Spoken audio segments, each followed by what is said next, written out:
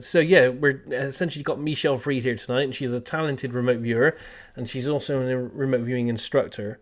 Michelle is also offering classes in transdimensional systems, or TDRV, and I think that's very soon through IRVA. So, before we go anywhere, we'll ask Michelle if you could, talk about that, because I know there are a lot of people very much interested in that method and wanting to learn it. The TDS or Yes, yes. TDRV. Yeah. So I'm really excited because IRVA, there was a point where a lot of people, like when it started out, they were kind of stuck in one way of doing things. And I feel like the organization has evolved over time, and people are a little bit more open to the idea that, there's just as many personalities as there are is how people can approach remote viewing.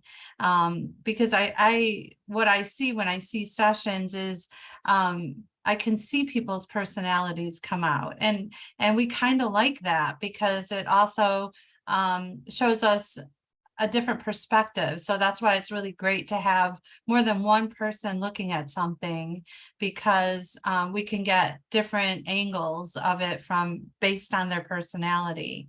Another thing is I'm going to throw Deborah Lynn Katz under the bus. So she and I actually grew up together, and she's the person that opened up my world to remote viewing many, many years ago. And we grew up, we used to play games like slumber parties and play with all these ideas. And then over time, we kind of went our separate ways, and then we reconnected. And she said to me, you're very intuitive. I think you could, you might be good at this stuff. And I'm like, no, you have to be born with it. And she's like, just take my class. And I'm like, all right. So I was very skeptical of all this stuff, which I always approach these things from a skeptical place. Like, I'm not going to believe it until I believe it. But it got to a point where I I couldn't explain away things anymore. Things were happening, and I would try to justify them, but then it just didn't line up. And so finally I just gave up. I'm like, all right, there's something going on here. I don't know what it is. And I come from this kind of science-y background. Like, I have to have this evidence for things. And so I just kept getting proven. And something, if anyone knows Deborah, she, like, for example, if she sends an email out to somebody, it's like a novel. And it's very long. And I've always told her, you gotta, shorten up your emails, get to the point quicker. But that's the way she is. And I'm kind of the type that I get to the point quick. And so maybe my emails there probably needs to be something in between us, because mine might be too short and hers are too long. But I noticed, like, her sessions are also reflective of how she functions in the world. A lot of her sessions are metaphors, and they're very long, and she could do 30 to 40 pages easily, and I am probably 10 to 12 pages right to the point and whatever. And so this kind of opened up my mind to, yeah, there's so many different ways to approach remote viewing. We can learn different methodologies, but we all have our own little thing that we add to it. And those are the things that really need to be looked at and honored and stuff like that. So I actually learned from Lori Williams. And then I was coached by Lynn Buchanan and Joe McMoneagle and Paul Smith. And then I struggled a little bit. I mean, I loved it and I did pretty good, but I struggled a little bit because I felt like there was this kind of back and forth through the session, and it wasn't working really well for me. I wasn't it took me forever to do a session, and it just wasn't a good flow. And I was getting a little frustrated, but I'm the kind of person that doesn't like to give up. So I was pushing through my struggles. And then I met John Vivanco, and he taught his method, which, I was also like worried to take his class. But then I'm like, oh my gosh, this is for me. Like, totally, this is for me. And I like that we extend, we work a little bit in areas a little longer, we extend that. And my favorite part is that we stay in the matrix for a long time. And I like that too. So I think I probably over answered your question. No, that's a great answer. So, just to clarify for some of the people here, did you first train in the various aspects of CRV before the TDS? Yeah, funny enough, my very first was ARV, Okay, yep. which I do not recommend doing ARV first because you get addicted to 10-minute sessions, and just they're short and they're very freestyle. So I had to kind of, retrain myself if I had some bad habits back into CRV. Yep. So And so you did your CRV, and then you trained in the TDS with John Vivanco, and you now do you use CRV still, or do you use a combination of both, or is it primarily TDS that you use now? it's primarily TDS.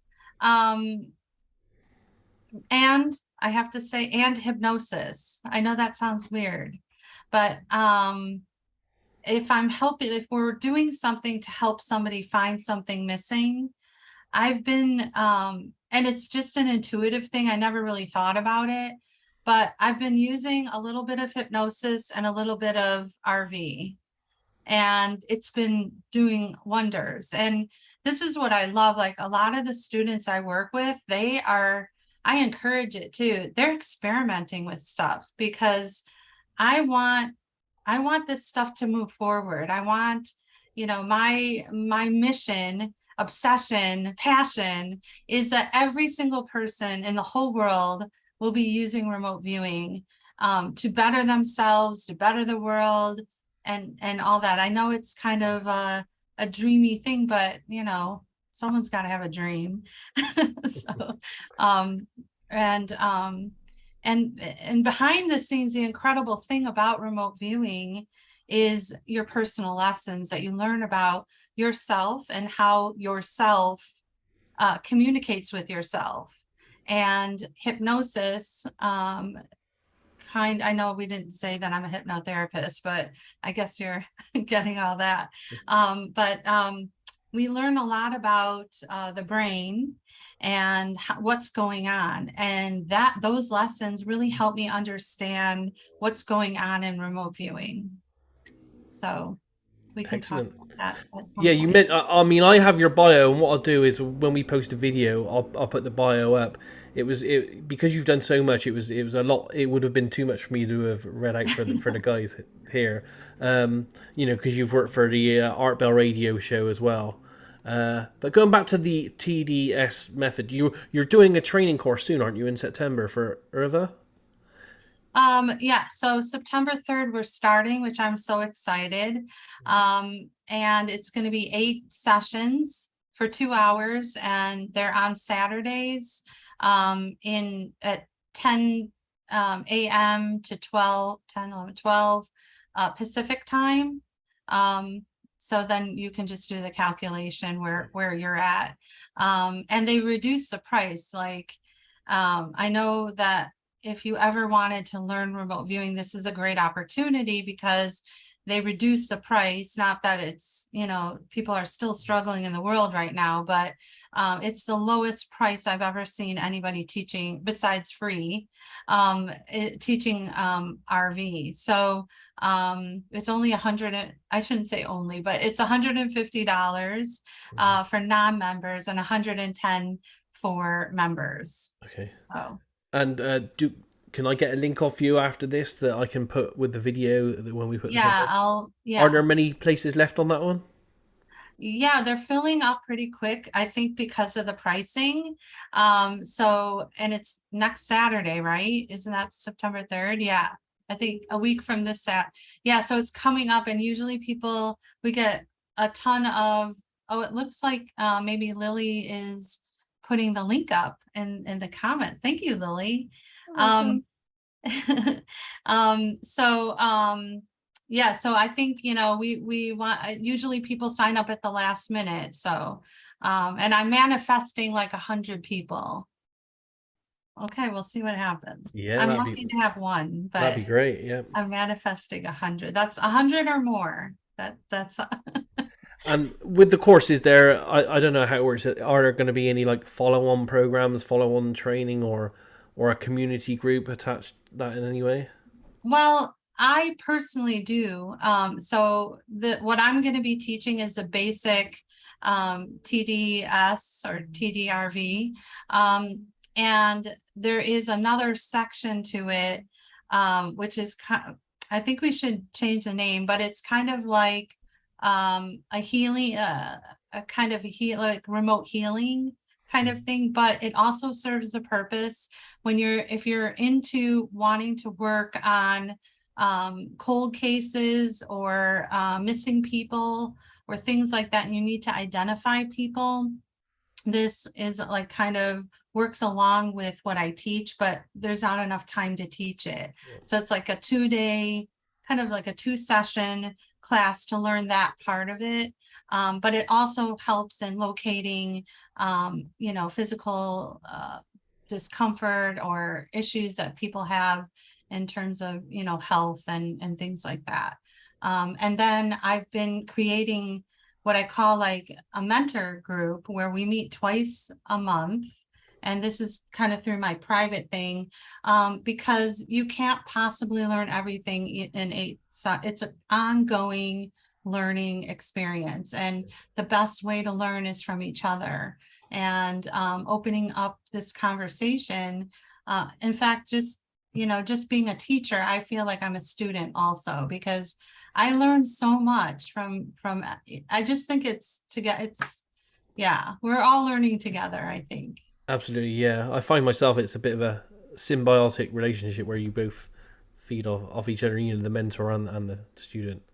Yeah. You mentioned hypnosis, and I know you have certification from, I think it's the National Guild of Hypnotism, and you Yeah. mentioned that you use hypnotism alongside remote viewing. I'm intrigued to find out a little bit about how that might happen or how you might use that. Yeah. So I mean, it kind of makes so much sense. Like, I don't know why I didn't think of it sooner. But what we learn in hypnosis is that and I'll go into the brain thing to kind of get into the story. So in regular science or the world science, I think they divide up the brain into 2 parts. They say conscious and unconscious. And then they throw around the word subconscious somewhere in there. So it's like subconscious, unconscious is kind of intertwined or something. In hypnosis, we learned that we look at that as 3 separate things. So you have your conscious, which is, your analytical part, critical thinking. Your subconscious is the place where we store permanent memory of all time. And the third is your unconscious, which is responsible for automatic movements and things in your heart beating, your breathing, your blinking. And what we see happening is that in the subconscious, any thought you think or word you say is connected to an emotion. And that emotion is going to affect your unconscious and how your body feels. And so I've been thinking a lot about this connection because it works in remote viewing, because we're always wanting to go back to the sensory. We're always telling people, like, if you feel like you're getting off to your in AOL land and that, we always say, take a break and go back to your body, because that's really where I think John spoke about, I think to your group, I'm not sure, but he teaches us all the time, just this idea where we have the silent zone, the part where it's before, in communication and semantics. And you have the first part where the information comes in, and then it has to kind of organize, and then it eventually becomes language. And when we get into language, that's when we have a little bit of a problem, because that left brain, the conscious, the logic, the critical thinking is starting to find the pattern in that and kind of drawing conclusions. And in remote viewing, we don't want that part. We don't want to draw conclusions. We don't want to assume anything. We want to just get back to reality and what is real. And that usually comes from what we're feeling in our body. So using those ideas and those things I keep thinking about all the time, somebody approached me and he was freaking out because he lost his keys to a rental car. And I could tell it, you could feel his heart beating, like, I don't have any money to pay, and I gotta find these keys. He was really freaking. And so I'm like, okay, let me sit down, do a session, see what I get. So I didn't really follow TDS because I was in a hurry. I just kind of did a free form thing, just kind of what comes up. And I just stuck to my training, but kind of, wrote my perceptions and whatever. And I got an AOL of a cat. I'm like, okay, this is, you're always like, when you get these things, this is the left brain. It's like naughty. And it's like cat, like, okay, get that. And then I got some other descriptions and stuff like that. So it was like a whole big thing, but I wasn't getting anything concrete. And I thought to myself, because our subconscious has permanent memory, all I need to do is calm them down, put them in trance, because we know that when we're stressed out, that part of the brain blocks your memory. And so what I want to do is take the memory behind the scenes and move it to the front. And I did this on the phone. That was another experiment. I'm like, I could do this on the phone. So, I was putting him into trance. Everything was going well. And I'm like, okay, I want you to take me back to the moment, the last moment you had the keys in your hand. And so what does he say? He goes, I was at the grocery store buying food for my cat. And I'm like, oh, there's the cat. So he said, my cat had an abdomen issue or something, and I was starving it for 3 days. I guess I wasn't judging, but the cat's okay, everybody. But I thought it was a little weird, but okay. And so on the third day, I was running through the grocery store trying to get food for the cat.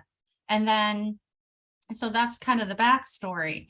And so I put him in trance, and he was remembering, even like, how many times have you remember your receipt and the exact number that you paid? He in trance was able to remember the price, and he remembered everything he bought. He remembered everything. We were getting down, but he couldn't, for some reason, he wasn't getting to the keys. And I was like, there's just too much around it. So that we know that in hypnosis, that at this point, when I get him in such a trance, this is my opportunity to put in a suggestion. So I told him that, when you wake up, you're going to go to sleep for the night. And when you wake up in the morning, you're going to go right to the keys. And so I woke him up and we said goodbye, we hung up. And the next morning he called, and at like around 10:30 in the morning, he's like, I had a really bad migraine. He goes, but guess what? I'm like, what? He's like, I found the key. He goes, I woke up and went right to the key. It was under a glass table in the carpet. And he said that he looked there many times and it was not there. But this time he woke up and went there, and there it was. So that was an example. And I'm like, whoa, that we could do this. Like, this is good. Because I do think that, people are in a state of panic when they lose something, or there is a high emotion when they lose something. People come to me all the time, like, I lost my wedding ring or a special bracelet, and there's such a strong emotion attached to that. I mean, and regardless, I mean, we didn't even talk about people. I mean, obviously, pets and people, there's a huge emotion attached to that. So, yeah. Excellent. And with the hypnosis work, will that be something that's you'll be teaching along with the TDS, or will that come maybe later for the people? No, yeah, maybe later I would teach that, but I do go into very strongly about the brain, that idea of the three parts of the brain, because it's connected very strongly with how we deal with AOLs. Yep. And we talk a lot about that too. So and it's kind of funny because sometimes I feel like a little schizophrenic, because I'm like, well, so the me left brain and the me right brain are having a huge fight, and I kind of sound, but we have fun with it. We laugh a lot, and I don't take a lot of things seriously, so it's always fun. Excellent. And I saw from your bio that in the past you've done, like most of us out here, you've done your fair share of what should I call them, like esoteric type targets. And you Yeah. mentioned that you've done things like Knights Templars and possibly their association with Oak Island, Bigfoot, Skinny Bob, the alien video thing, Orbs, which is, that's quite a lot of subjects there. Are there any of those that speak to you more than the others, that stand out to you more than the others? I think, because I was trained by John, he is heavy into esoteric, and to the point where, we got to this period of time where we we were constantly doing esoteric, and we're like, John, we need to do like real life targets just to recalibrate. But it's so much fun, and also we are very well aware that there is no concrete feedback. We go into it with this intention. I feel like we're very responsible. We always ask if it's in our highest good to do these targets. We kind of do, like, not a prayer, because I'm not like religious like that, but we just kind of ask whoever, higher power or whatever, we just want to know, like, is this in our best interest to be looking at these things? So I feel like we're very very we take that time. We also do protection and stuff like that. Very responsible then. Yeah, I feel like it's important, because this stuff is real, and it could be dangerous, and and if you're not prepared, and you go in just blind, then you can experience things that aren't so great. And it really, even though I joke a lot, and I like to be funny, it is serious, it's serious business. But esoteric things, like, so I'm also a publicist, and I help people with social media marketing, people that are authors of books. And I called this woman who had a book, and her name is Gretchen Cornwall. Do you know her? Because she's in the UK. No. The name sounds familiar though. Okay, she's written a ton of books on the Knights of the Templar. That's where I've probably heard her stuff. I think Okay. I've seen her mentioned on the Oak Island TV series that I watched. Yes, so she's been on there several times. And so we were talking about her possibly becoming a client. And said to her, because I know like, I'm always like, because I'm so obsessed, anybody I talk to, I'm like, we should remote view that. We should do that. We should do that. And I'm trying to get like people to do TV shows, and I don't care, like, just get remote viewing out there. Like, more people need to know about it. And so, of course, the conversation got brought up, and I said, when you're working on a research, maybe remote viewing can help you. And so we're talking like we are now on like kind of a Zoom. And she picks something, it was almost like magic. She picks this thing up and holds it up in front of the camera like that. And it was a wooden statue, and it looked some kind of person. I couldn't see any details, but it was just this kind of chunky wooden statue. And I'm like, don't tell me anything. I don't want to know anything. And so I set up a project with my students and asked them, just remote view this, because Gretchen wanted to know who this was, what it was, where did it come from, what's the origin. And so I set up the project and gave it to 3 of my students, did it. And they got some really good stuff in it from my perspective, which I don't know much about the Knights of the Templar, but on a very top service level, I was like, whoa, they're getting something. So because I wasn't an expert, I asked Gretchen if she would do a Zoom call with us and give us our feedback that way. And so I said, before you say anything, I want my viewers to just summarize their sessions. And I'm watching Gretchen's face because she's not very familiar with remote viewing. And it was like watching fireworks come out of her head. It was like, whoa, whoa, whoa. Like, she was so blown away, just like, whoa, what is, and then she gave the feedback, and then the viewers were blown away, like, whoa, because whenever they get something good, they're so excited too. So she was so impressed that she is, making a documentary, and she wants to put this in the documentary. And I'm like, oh man, I wish I pushed record. I didn't even think. She goes, I did. I'm like, you recorded it? She's like, yep. I'm like, all right. So, so this segment is going to have a piece in her documentary.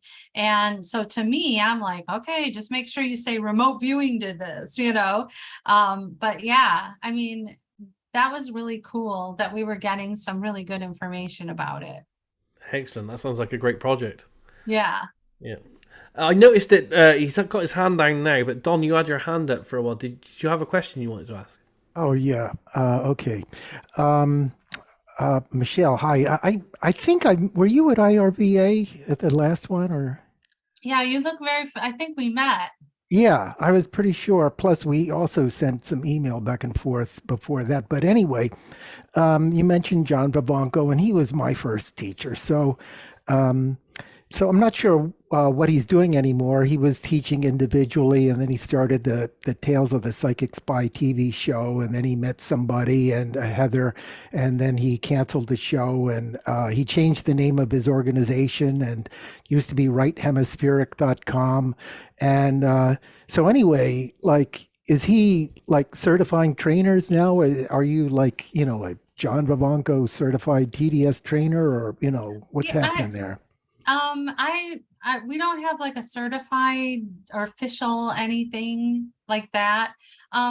So he and Heather, so she took his class more recently, like I think right before the pandemic. And she, I guess, kind of came, like, she has a methodology, I guess I'll use that word, and it resonated with John. So I think they're creating some kind of byproduct or something of TDS. A variation. And okay. yeah, so they're teaching and they're working, but I think, like, I'm not sure if I shouldn't really speak with him for him, but I don't think he loves teaching so much. He loves doing projects, and he's really, really good at doing all that stuff, setting things up. So, and he's such a curious person. Like, he just wants to know everything about everything. And, you know, sometimes you go in a rabbit hole with him, like you get something and he's like, well, why did we get that? Let's do another session. Oh, why do we get that? Let's do another session. And so it's always like, I feel like, you know, like Alice in Wonderland working with him. It's just so Yeah. much, it's like really fun. And I just love that he's so curious about things, you know. And you know, and he pushes you because, you know, he is also Zen Yeah, right. into that. So he's always pushing you, like, what did you learn? Like, what is your lesson? What did you learn from that? And it pushes you, like, really. That's what I love. And so I try to do all those yummy parts.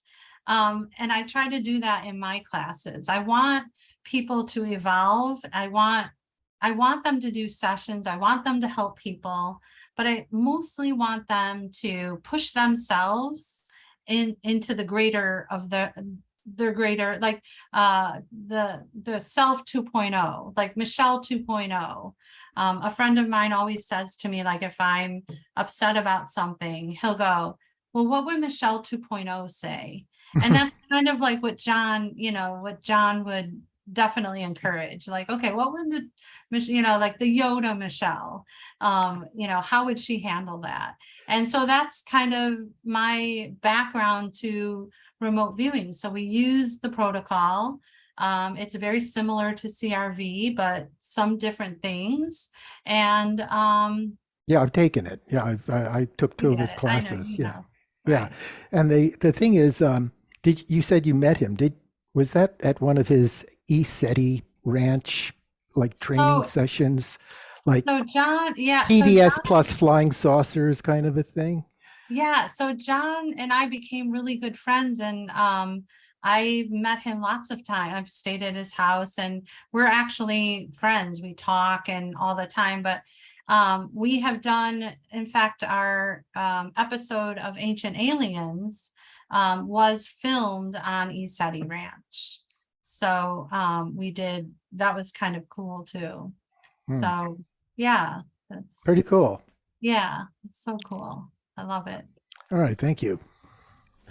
Michelle, we have a question from Sasha in the chat. She said, could Michelle clarify, is the course more of a basic intro to TDS, or is this course going to take people on a more sophisticated level of remote viewing?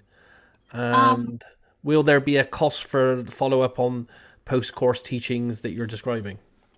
okay, so wait, read the first part that she wants to know. Is this course more of a basic introduction to TDS, or is it going to take people on a more sophisticated level of remote viewing?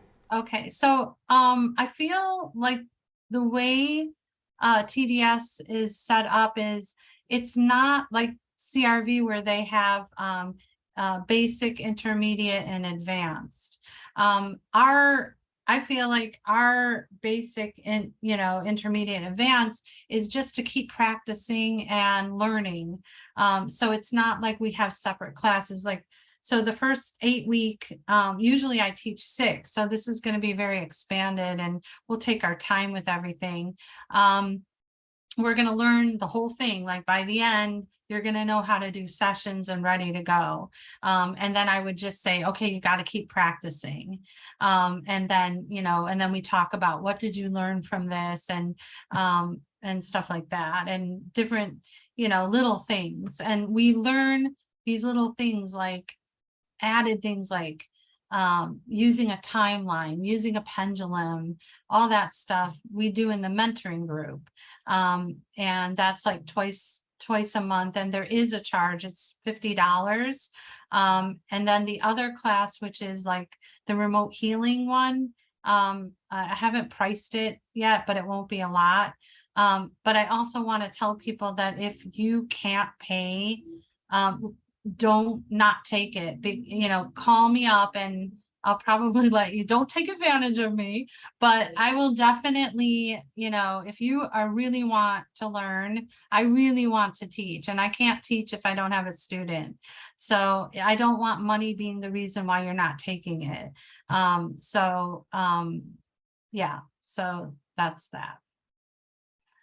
Excellent. Thanks for answering that. A question I had is, in your bio you sent to me as well, you also mentioned that you did some work for, was it Homeland Security for the Olympics in 2020? That kind of Yeah. intrigued me. I'd like to know a bit more about that one. So, as everyone knows, we're blind. So at the time, this project was brought to me. I had no idea who I was working for or what I was doing.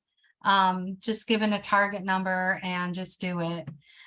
So my session, and this is what was so interesting about my session, maybe everybody can relate to this. So I did my session, and the first thing that came through, I'm just kind of summarizing, was it just felt chaotic. It felt like debris everywhere, but I couldn't, like, I wasn't even trying to analyze if it was from weather conditions or a bomb exploding, but all I knew is that something just felt chaotic. And so that was, and then I transitioned into another area where it was completely different. And it was kind of felt like an office and kind of computers. And I kind of AOL'd a computer virus that was going to cause some problems. And I turned in my session, and like a lot of us, we don't always get feedback. And this was one of those cases. I just turned it in and forgot about it. But then life happened. And then in 2020, so wait, the Olympics were in 2020. So then later in the year, like at the end of 2020, I was thinking about that session. It just kind of dawned on me. I'm like, wait a minute, I just hit the biggest, hugest AOL of my life because I called it a computer virus. But what stopped the Olympics was a virus. And, you know, my left brain wanted everything to make sense. And what was made sense to me was a computer virus. And I'm like, boom, I learned like, oh, okay. But it took like, because we did those sessions in 2019 at the beginning of the year, it took me that long to even think about, and put it all together. So, you know, I'm not feeling bad about it. I'm just learning from it. You know, just That's great. It's great to have that's those how it experiences. goes. Yeah. Yeah, and thanks for sharing that. And Dimi, you've got your hand up. You have a question you'd like to ask? Yes, hi Michelle and Demi. I wanted to know some things about the kinesiology aspects of your methodology, if you can talk about, please. The what? The movement parts, the using the body for RV. Okay. So, right. So when we encourage butts out of the seat. So, you know, when I see somebody stuck in their seat, I'm like, and I'm monitoring, I'm like, get your butt out of the seat. I want you to feel. Sometimes we'll make commandments if they are perceiving a man-made structure. I'll say, put your body in that position, or even a subject or something, and then describe, what does that feel like? And they get really good information. And it also helps when somebody's cycling, you know, and focused on one, what do they call that? Doorknobbing or something. It helps them to kind of reset and focus on something else. Or sometimes people get stuck where I'm not getting anything. And those commands are really helpful. And when you engage your body, it ends up getting a lot more information. And we are very, very big on that. So it's a huge part. And especially when we get into the matrix, our matrix is a little different than the CRV matrix. We spend a lot of time in there, and the way that we break down the columns and how we put our information in there kind of is a flow, that it's like a constant flow. It doesn't stop. Like, we don't go back and forth really. It's just always moving forward. And we put commands in the matrix so that we can tell ourselves, like, it's almost like self-monitoring. So we'll say, focus on what I perceive is a man-made structure. And then you just kind of move forward into that. And it just kind of helps get more information. So, yeah. Thank you. Excellent. Thanks for that. And thanks, Timmy, for the question. I know we're running short on time. We've only got like another 15 minutes with you before you have to go out. So I'd like to change tack, just ask you a general question, really. Because you produced the Art Bell show, Midnight in the Desert, for a period of time. I just wonder what that was like, working with such an iconic kind of, part of all our lives, really. Yeah, that was such an amazing experience. And even how I got the job was crazy. I had just kind of come into the community and had a lot of friends. I had gone through a divorce, and I had to kind of figure out what I'm going to do with my life. And my background's in marketing.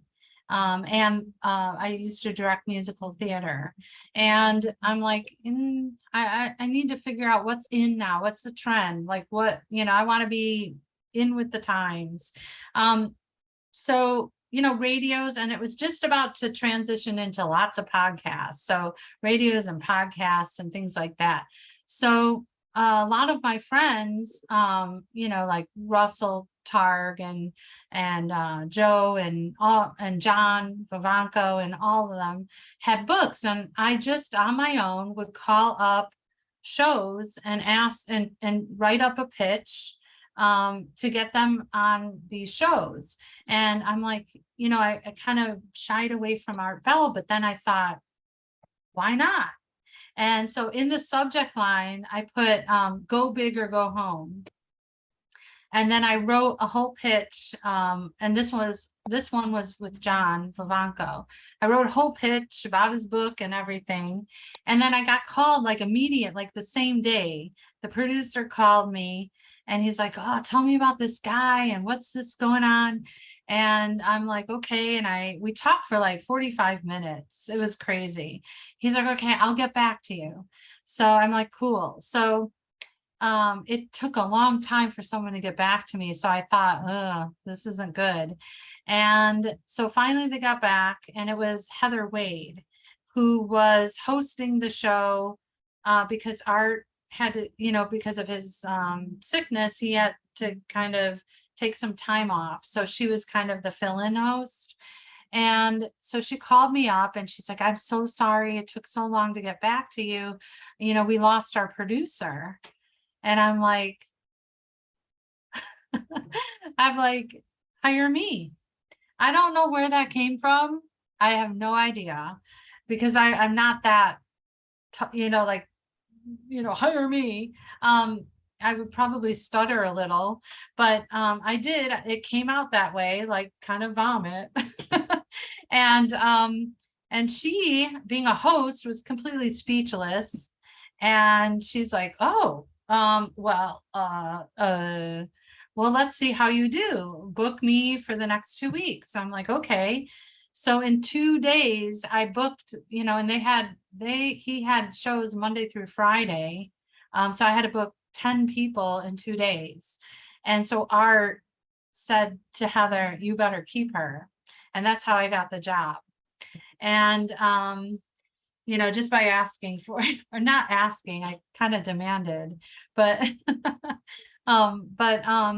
she, so I worked with them. He never actually came back, but I got such training from him behind the scenes, because he was the executive producer, and he gave me a lot of really good advice.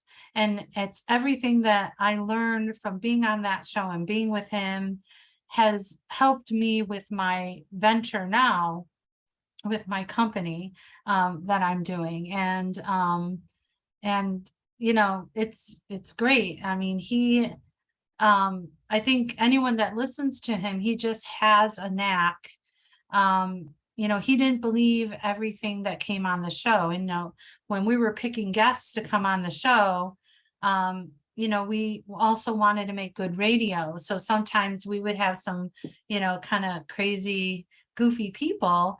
But he always gave people the space to speak, and he let them speak and give them an opportunity.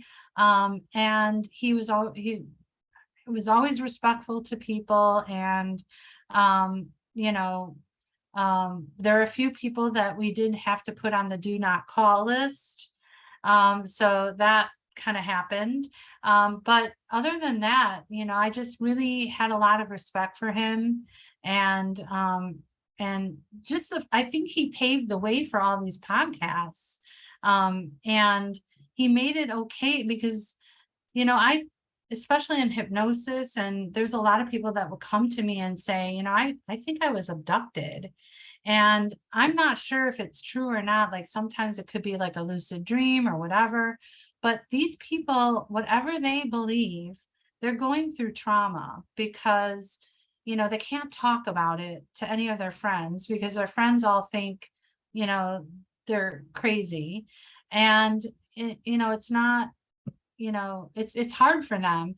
And people like Art Bell and now all these other podcasts giving a place for communities to grow with people that had similar experiences kind of makes people feel a little bit more sane, and I think, that, when you look in retrospect of his impact or on the world, that's kind of what he did. He kind of opened up. It would be interesting, to ask him now, like, what do you think about all these podcasts? Because he was the one show, So, yeah. Yeah, absolutely fantastic. And as a follow-on question, have you ever maybe thought about doing a podcast show or a radio show of your own or a TV show? That's funny that you ask because 2 days ago, Deborah Lynn Katz and myself were talking. We have been throwing around an idea of a show called Side Chicks. And we were thinking about, we want to do it very different than what's out there. But yeah, it is something we are thinking about. So yeah. Excellent.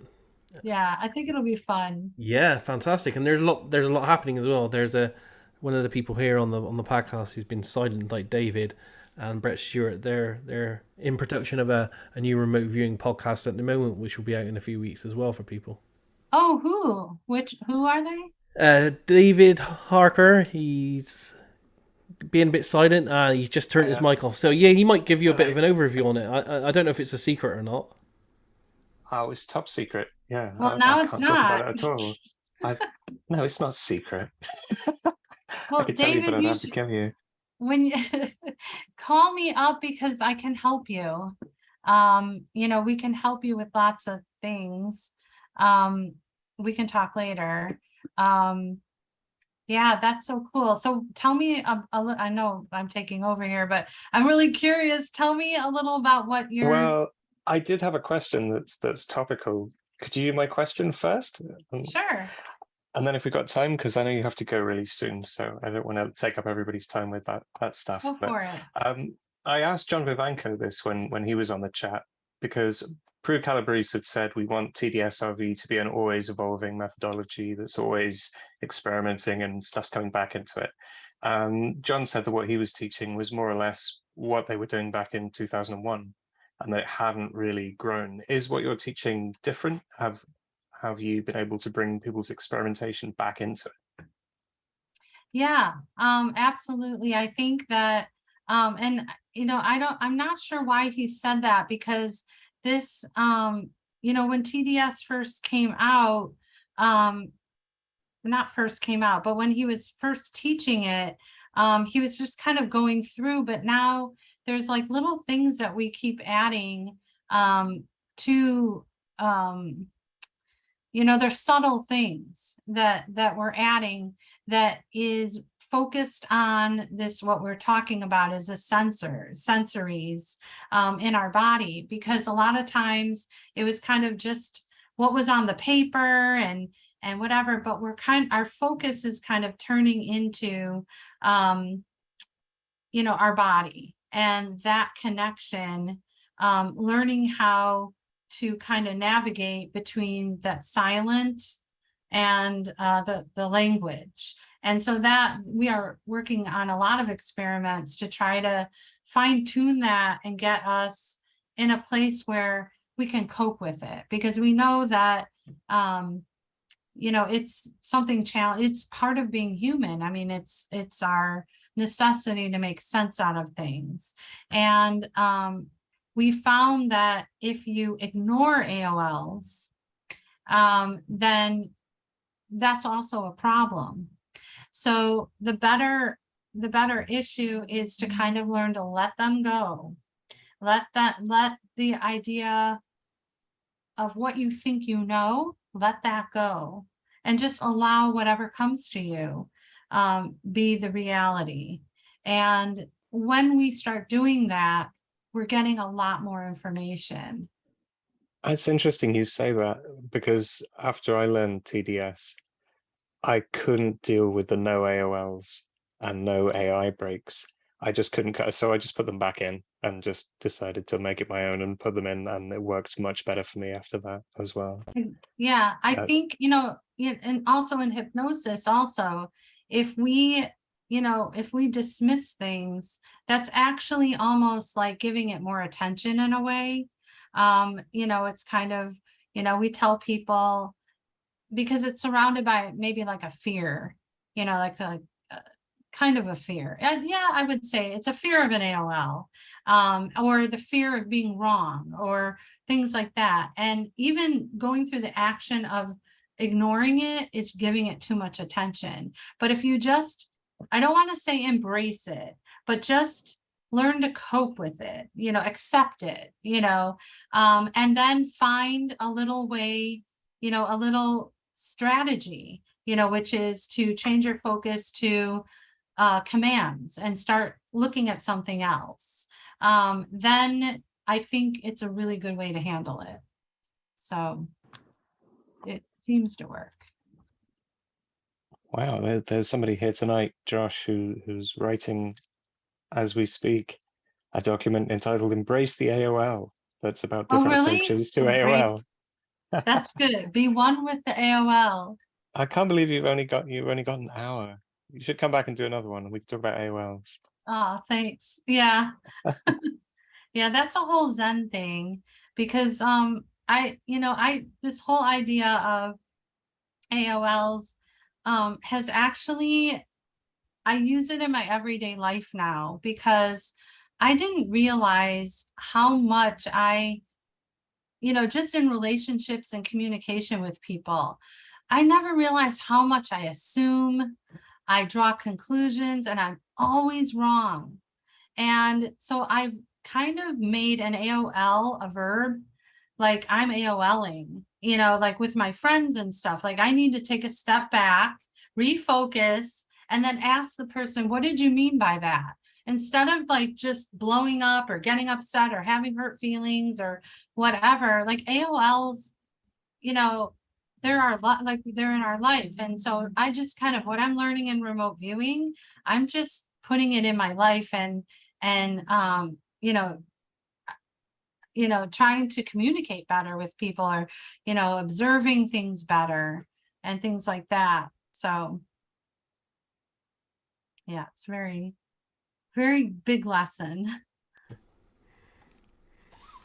Thanks for that. David, were you gonna elaborate a little bit on your podcast before we split? Oh, I thought you'd forgotten about that. No. You can't be shy if you're going to do a podcast. Oh, I'm not. I just didn't want to take up the time while you were here, Michelle. I mean, we usually go on till 11 p.m., so there's time after you've got a jet that I could talk about it. But the podcast is called Cypher, but it's spelled like PSIPHR because we're cool. And you can also find it at remoteviewingpodcast.com, except you can't because it's not out yet, but it will be launching hopefully mid-September. No promises, because we've got to get the website up and everything. We've recorded our first 2 episodes. We're about to record our third. We're doing a mixture of remote viewing projects and topics. So our very first episode, spoiler alert, is called Going Off the Deep End, and it's all about esoteric remote viewing targets and conspiracy theories and how to keep your models of the world grounded so you don't get stuck down rabbit holes, because we're going to be presenting some very mysterious mysteries, interesting data about strange and wonderful things, but we feel that it needs to be taken with a massive pinch of salt. So we're trying to keep it grounded but also keep it fun. So we'll be doing a mixture of mysteries, kind of, I don't know whether philosophical, but topical discussions. We'll have occasional guests, and we might do some practical stuff on air, might do some live remote viewing. We haven't recorded any of that yet, but yeah, we're really looking forward to it. We're all really excited about it. And as I say, it'll be coming out mid-September, remoteviewingpodcast.com. So I don't know, maybe you can come be our first guest, Michelle. Oh, that's great. I wish you so much luck, and reach out to me because I think I can help you with some things. So Cool, I'm will do. happy. Okay. Excellent. It's all about networking, see? Brilliant. Yeah. Anybody Michelle, else want to make a podcast? I think Henny and Dimmy are looking into the idea. They were spitballing it last night, or rather, I was telling them they had to. That's so great.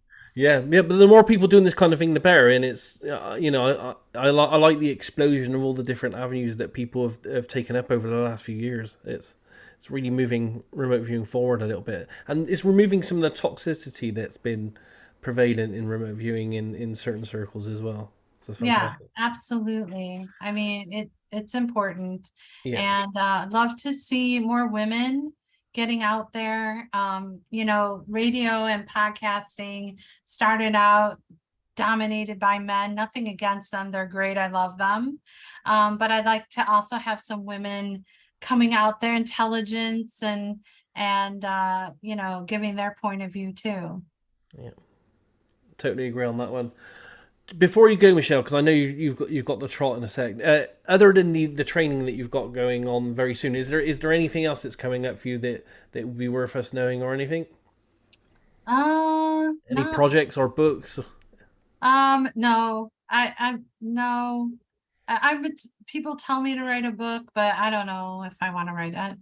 I don't know. We'll see. But maybe we'll have the Deborah and Michelle side chicks kind of thing. I look forward to seeing that one. That one sounds very interesting. Yeah. Yeah, and we put it side chicks, so that means we could have billions of women on there and men.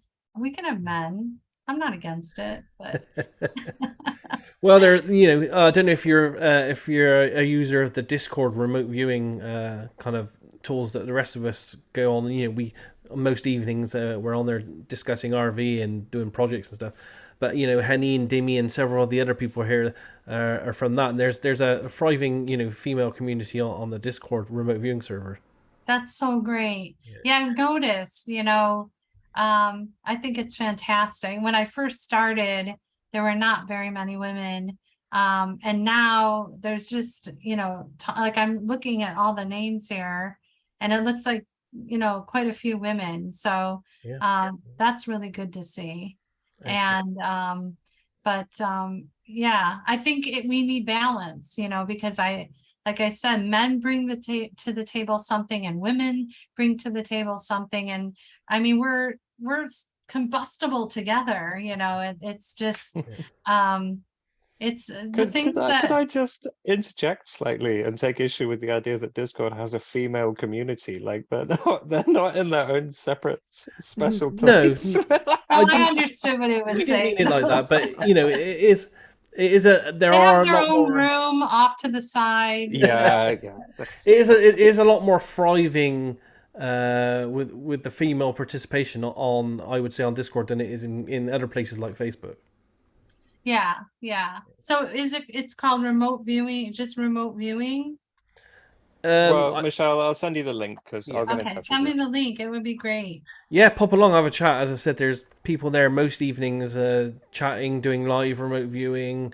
There's loads of targets, loads of information sheets, and it'd be a great place for you to network on there as well with all your contacts. And stuff. Yeah, I'd like to meet more people, so that's Absolutely, yeah. great. Well, I want to say thanks on behalf of everyone for you attending tonight, Michelle. Yeah, we should definitely do this again sometime with you. Okay, sounds good. It was so great to see all the cute faces that I was able to see. And hopefully we'll see you soon. And hit me up if you have any questions or want to work on anything together. But thank you, Daz. I appreciate it. Take It's care. my pleasure. It's been great Have fun. a great weekend. Yeah, take care. Have a great weekend. Thanks, Michelle. Bye. Good night. So, Hi, guys. are we staying on for another hour then? Yeah, if you guys are happy to chat, ask questions, or just shoot the breeze, I'm happy to stay and discuss stuff if anyone wants to. If anyone's got anything interesting to say, David, you're starting to talk about AOLs. Do you want to go more on this topic? Because I want to hear more on. It wasn't me, it's Josh. Josh is writing a whole thing called Yes, I Synchronistically know. Embrace the AOL. I'm working on it. I'm working on it. are you going to give us an overview of it, Josh? Yes, please Go do. on. I mean, I'll give you a little sneak preview before I get yelled at by someone to come back in the house. I've taken a different approach to the idea of AOLs, like Michelle talked about, the whole left brain versus right brain dynamic, and I've kind of walked away from that. I look more to the idea of what I'm starting to call the charades theory, where the subconscious is always trying to, it speaks in symbols. That's why you don't get a clear answer out of it. So sometimes the data, the easiest way to explain it is with something a bit more complex that you just have to break down further. And this guide will talk a bit about that using a couple different tools, including your mind maps. Actually, I'm gonna give those a shout out. They've been very helpful in my personal RV journey.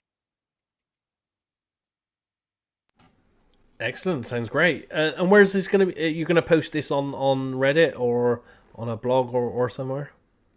This will be posted on the subreddit like the other amateur internet psychics guide. That's what I'm calling the series of however many I end up drafting up. I realized that there was a lot of new people to remote viewing, that they had all sorts of questions that a lot of the more experienced viewers are, I don't want to say getting tired of, but they give answers that just, when you're first getting into it, don't make sense. So I'm trying to use my perspective of having just been in it for a couple of years to sort of translate that so that they can take what I've written and then use that to find better help with the experienced viewers. And do we have a link for that we can check in the chat window? I'm sure someone can stick that there for those guys to have. I can try and dig one up. It's the first one I did was the Amateur Internet Psychics Guide to Choosing an RV Methodology. And that one, it's only been up there for a few days, maybe a week or so. So it's still, if you scroll down a little, you'll be able to find it. Excellent. I'm sure someone will post it there in a minute. And Dimmy, why did you want to talk about AOLs? It wasn't because I was picking you up on AOLs in your practice session today, was it? It is a big problem lately, and I am very much attached to them. So maybe it was, maybe it wasn't. I don't know, but it is a huge issue for me lately. But I'm gonna learn how to use it and how to handle it. It's gonna be okay for me at some point. It's very hard to detach, and it's very hard when you have the image that it keep popping up, and you when you go and you take like an hour, a break of an hour or a day as a break, and you still have that image in your it's awful. Yeah, So yeah. I have to break that. I don't know how, but I will. I guess it's part of the process in just accepting that it is what it is. It's not bad information in AOL. You know, you're just categorizing it as a certain piece of information, and just I don't know, I'm just trying to let it go. I know you said you're getting repeat visuals, and I've seen that. You know, as we've discussed this because it's in your remote viewing session that I just marked. I'm just trying to work out how I got around. Again, it probably comes back to the when you get to the stage of not giving a NFG, I know. about what you're doing. I think at the moment you're still in the caring stage, and that's probably evident in how fast you need feedback after you do a target. You're like crying for your feedback. When you get to the stage of when you don't even care if you get feedback anymore, I think that's when you get to the I don't give a damn stage anymore. And I think that's when it becomes just that little bit easier, the whole process. I'll pretend better next time. Yeah, it's not pretending, it's actually doing it. Yeah. I know. Thank you. But it's a battle for everyone, and everyone's on a different path, and it's different for us all, slightly different ways. All the only advice I can give you is not the period of time you take away in your break from the AOL. It's the actual really letting go. Sometimes that really letting go might be a day, or it might be an hour, or if you can really let go, it might only take 5 seconds to really let go. I have to learn also. Maybe distract yourself. Well, like if you're writing, if you have a really strong AOL and it's like a visual type thing, and you write it in your column AOL, and maybe if you come back to it, 2 minutes later or something, and maybe if you get the same imagery come back, maybe write it down as an AOL again. Try to put the pen down, all that kind of stuff. And then when you come back for the second time, maybe try to distract yourself straight away with a movement command. So move yourself to a completely different part of the target straight away to try to, shift your focus away from what you're getting as the strong visual. Almost use it as a really solid distraction technique. Okay. Yeah, okay. That's something I might try. Yeah. Thank you very much. Yeah, no worries. Does anyone else want to discuss anything on AOLs, or do you have anything else in mind you want to chat or discuss or ask anyone about? Yeah, go for it, Don. Hey, I got an interesting story here for you. I'm in a practice group now with, I'm taking this HRVG class, and I'm part of the HRVG methodology. Well, I got into a practice group with none other than Dick Algier, and he assigns the group practice targets. Now, we do these once a week, and he goes over them. But now here's the story. Let's back up a little bit.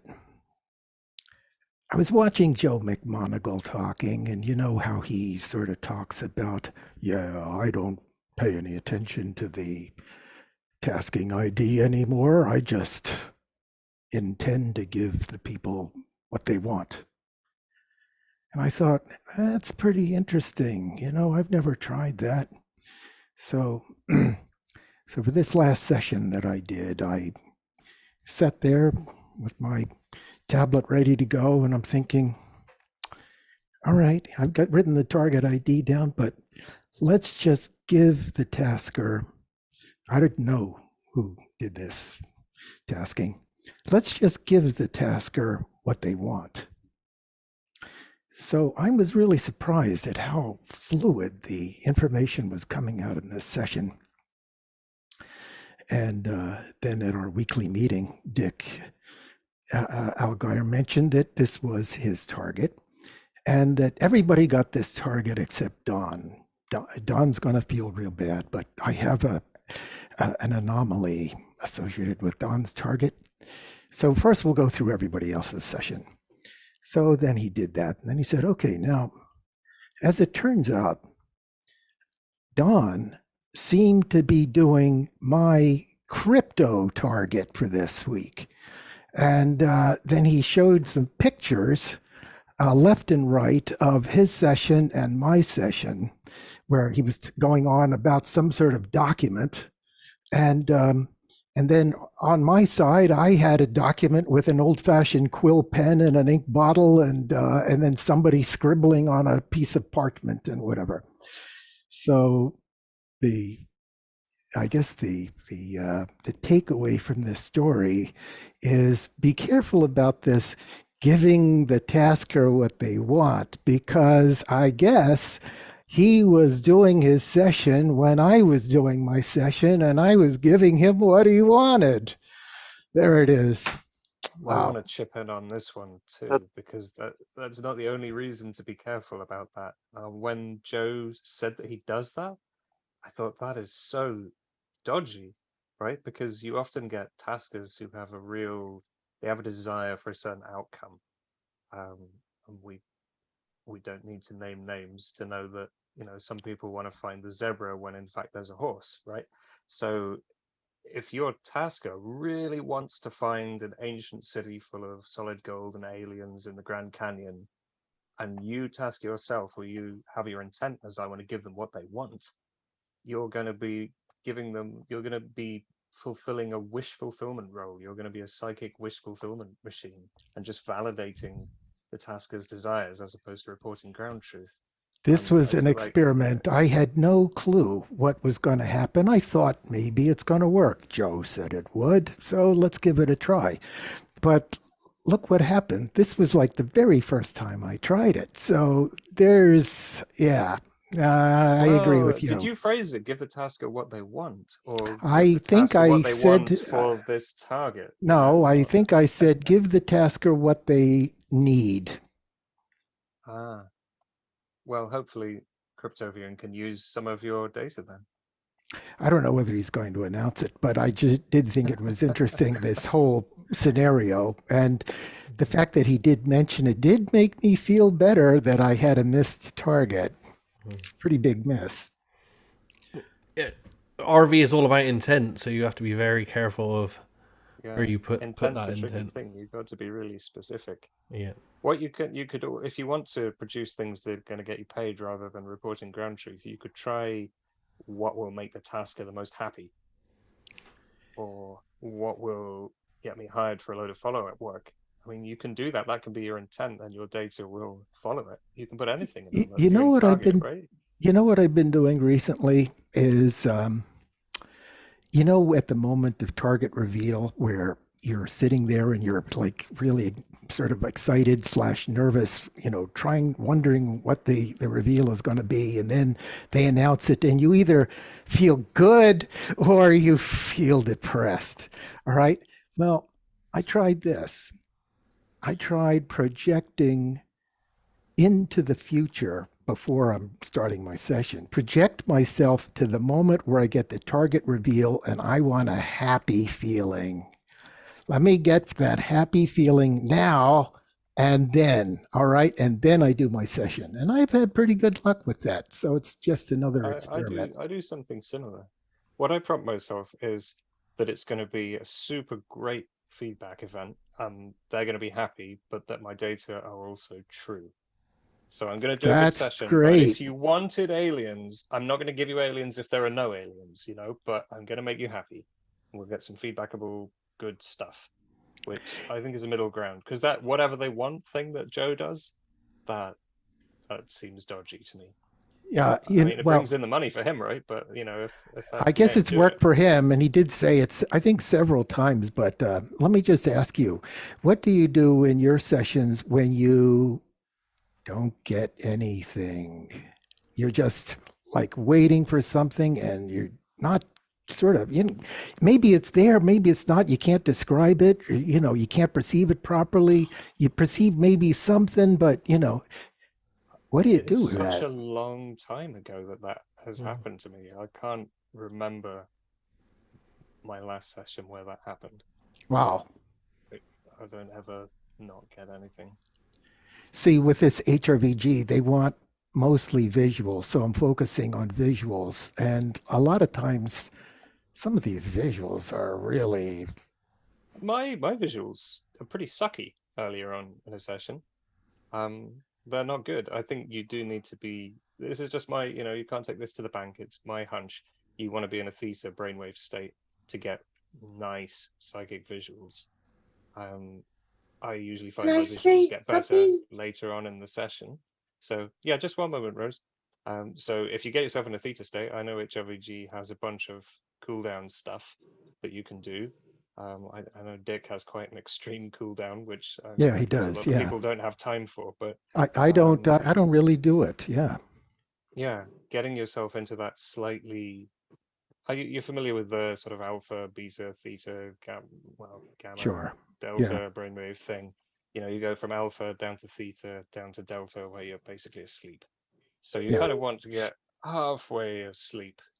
What I use is one of these, which is a near rhythm headband. Oh, I heard about that. Does it work? It's brilliant. It's absolutely fantastic. I use it a lot. You can use the beta mode if you've got to do your taxes or work with a bunch of spreadsheets that are boring you to death, and it will keep you in that alert, focused mode.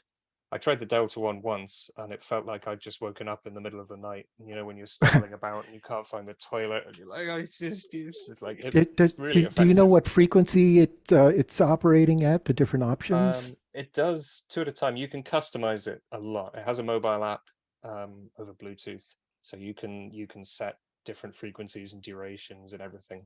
Is this all done by special offers? Is this all by binaural beats, like No, it's magnetic. It's got inside here. There's a coil sort of there and there and there and here. And you put this on your head like headphones? You just stick it there, or you stick it there. I mean, as far as I know, I may be wrong on this, but the occipital lobes, which are at the back there, is where visual information gets processed. So maybe if you stick it around the back of your head, but I often stick it on the front as well. I think the effect is subtly different. But it tells you as well, if you do different frequencies on it, it says stick it here because it's going to affect the part of the brain or put it there or whatever. Pretty cool. But it's extremely effective. And it does the same thing as binaural beats. It's an entrainment device. But it just does it with a pulse magnetic field. So it's more effective than binaural beats, and you don't have to listen to some weird thing while you're working either, which I always find distracting. So there is when I'm in stage 2 and I want to get sounds, and it's like, what does it sound like? It sounds like some binaural beats video off YouTube. You know, I want some quiet for that bit. Yeah. So it's more effective and it's quiet. I absolutely love it. So this is all done without audio at all, then? No, there's just magnets in there. There's electromagnets, and they pulse at 7 hertz or whatever you're going for. This is interesting. Yeah, all it's right, called thank you. Near Rhythm. I think it's omnipemf.com or something. I'll find the link for you and I'll put it in the chat. All right, sorry, thanks. Rose. I went on longer than Rose, I go expected ahead. there. What did you want to say? Yeah, go for it, Rose. Well, I was just going to go a little more simple. I mean, once you got your theta and, you sort of know yourself. And I really think that experimental result is quite interesting with what you did with Joe's method. That's so cool how you got to I'm glad I try. I'm an experimenter. I'm willing to take a chance and try something to hope to learn something. And I certainly did this time. And it's cool because it showed that your method kind of worked. Like it worked. It did, with a surprising result. I don't know if I would agree that it's necessarily that you are placing yourself sort of in the position where you would just give the tasker, their preconceived or any kind of, sort of what they want. I think that, it could be that, but it could just also be that you're, an independent thinker and you're going to a target. Well, there's one other thing that I need to say again, because I think it just went right over everybody's head. But that was one of the easiest sessions that I ever did. The data was just flowing. Now, yeah, I heard that. Was I hooked into his brain? Were we sort of talking to each other and writing stuff down? Daz is shaking his head here. All right, I got to hear what you're. Well, it seems to me like maybe you were doing. See, what I find, and I was talking about this last time, where I need to sort of be in the zone, like Kenny said.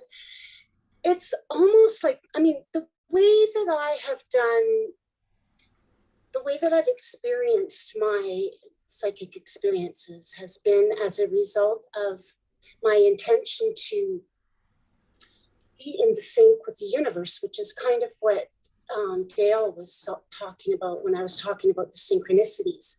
And like in the last couple of weeks, I've had some pretty astounding synchronicities happen. And so I'm not looking to sort of be out in the lead. I'm kind of looking to follow whatever this, well, I'm a Christian, so I'm looking at the Holy Spirit and this whole idea of spirit and what the spirit is doing and what's important for me to know, or to what is important for me, what kind of target to go to. And that way I feel is a kind of protection as well, because I'm sort of asking the spirit to sort of go ahead of me and protect me and give me discernment if I need to pull back, or discernment about what I'm dealing with, whether it's telling me the truth or not, or whether what I'm seeing is true or not, whether it's just my imagination, whether it's a medical condition, whether it's a spirit influencing whatever it is I'm looking at. And I find like once I'm in that place and I'm not getting anything, it takes time. Sometimes it's just a matter of waiting. And I mean, sometimes it's a matter of waiting 10 minutes, sometimes it's a half an hour, but sometimes it can be 2 weeks and just sort of give up. And like 2 weeks later, wham, it hits you, right? There's Yeah. All right. Hold on a second, Rose. I gotta see why Des was nodding his head there just a few minutes ago. What was your idea there, Des? Well, we don't really know how remote viewing works, and I think the data shows that a major proportion of remote viewing could just be mind to mind communication. Uh-huh. So your experiment with Dick could have literally just been that. I think there's a and people, remote viewers don't like to talk about this, but I think there's a large possibility that a lot of the data that people like myself give out on projects is literally just tapping into the mind of the tasker and giving them what they want to hear. I've often wondered about that. There's no proof. There's no way to prove that we're not doing that. And on certain projects where I've done a target for someone, and they have a certain point of view, and my target data reflects their point of view. Someone else has done the same target, but for a different person with a different point of view, and then their data reflects that tasker's point of view. It makes no sense why that would happen if in a real world with a real target. A bit like I've got on my website the TWA 800 example. Yeah. I always go back to that. 3 different sets of remote viewers with 3 different taskers' opinions all came up with 3 different sets of data, and each group of remote viewers, their data just happened to match their tasker's opinion or formed opinion of what happened. It didn't. Group 1 didn't. None of their viewers got an opinion that matched Group 2's tasker's opinion on what happened. So yeah, I think it happens a lot. I don't think anyone knows how far the telepathic or interconnectedness extends. And I think, even though I'm selling remote viewing services, we have to be very wary about what we're claiming with this. We might just be tapping into the mind and not providing any new information whatsoever. But, at times we do provide new information as well. So I don't know what's going on there, but interconnectedness between everyone is absolutely happening between tasker and viewer. But I also think that because you've gone public with this now, and we know about it, and people will be watching this video, thousands of people will be watching this video over the next God knows how many years, I think that they're all to also possibly interconnected into the process retro style as well. So they may, all these people, all these interconnected minds may have been pushing you in this direction all along before you even knew you were going to do the target. What? What did you just say? I'm trying to understand that. It's nothing I can prove, but it's my belief that the moment we go public with something, right? Like I go public with lots of remote viewing projects. Sure. because loads of other people all down the line, even if they're just reviewing that project, their minds are actually connecting with it and with me on some level. I think that all those people in the future also may influence what I'm getting in the past when I'm doing the remote viewing for that target. Wow. I agree with that. Yeah, I agree with that. That experiment that I posted on the site talks about how a future decision can influence. And there's also the past. experimenter effect. The experimenter is part of the part of the project. So the one thing that sort of like I'm connecting dots here.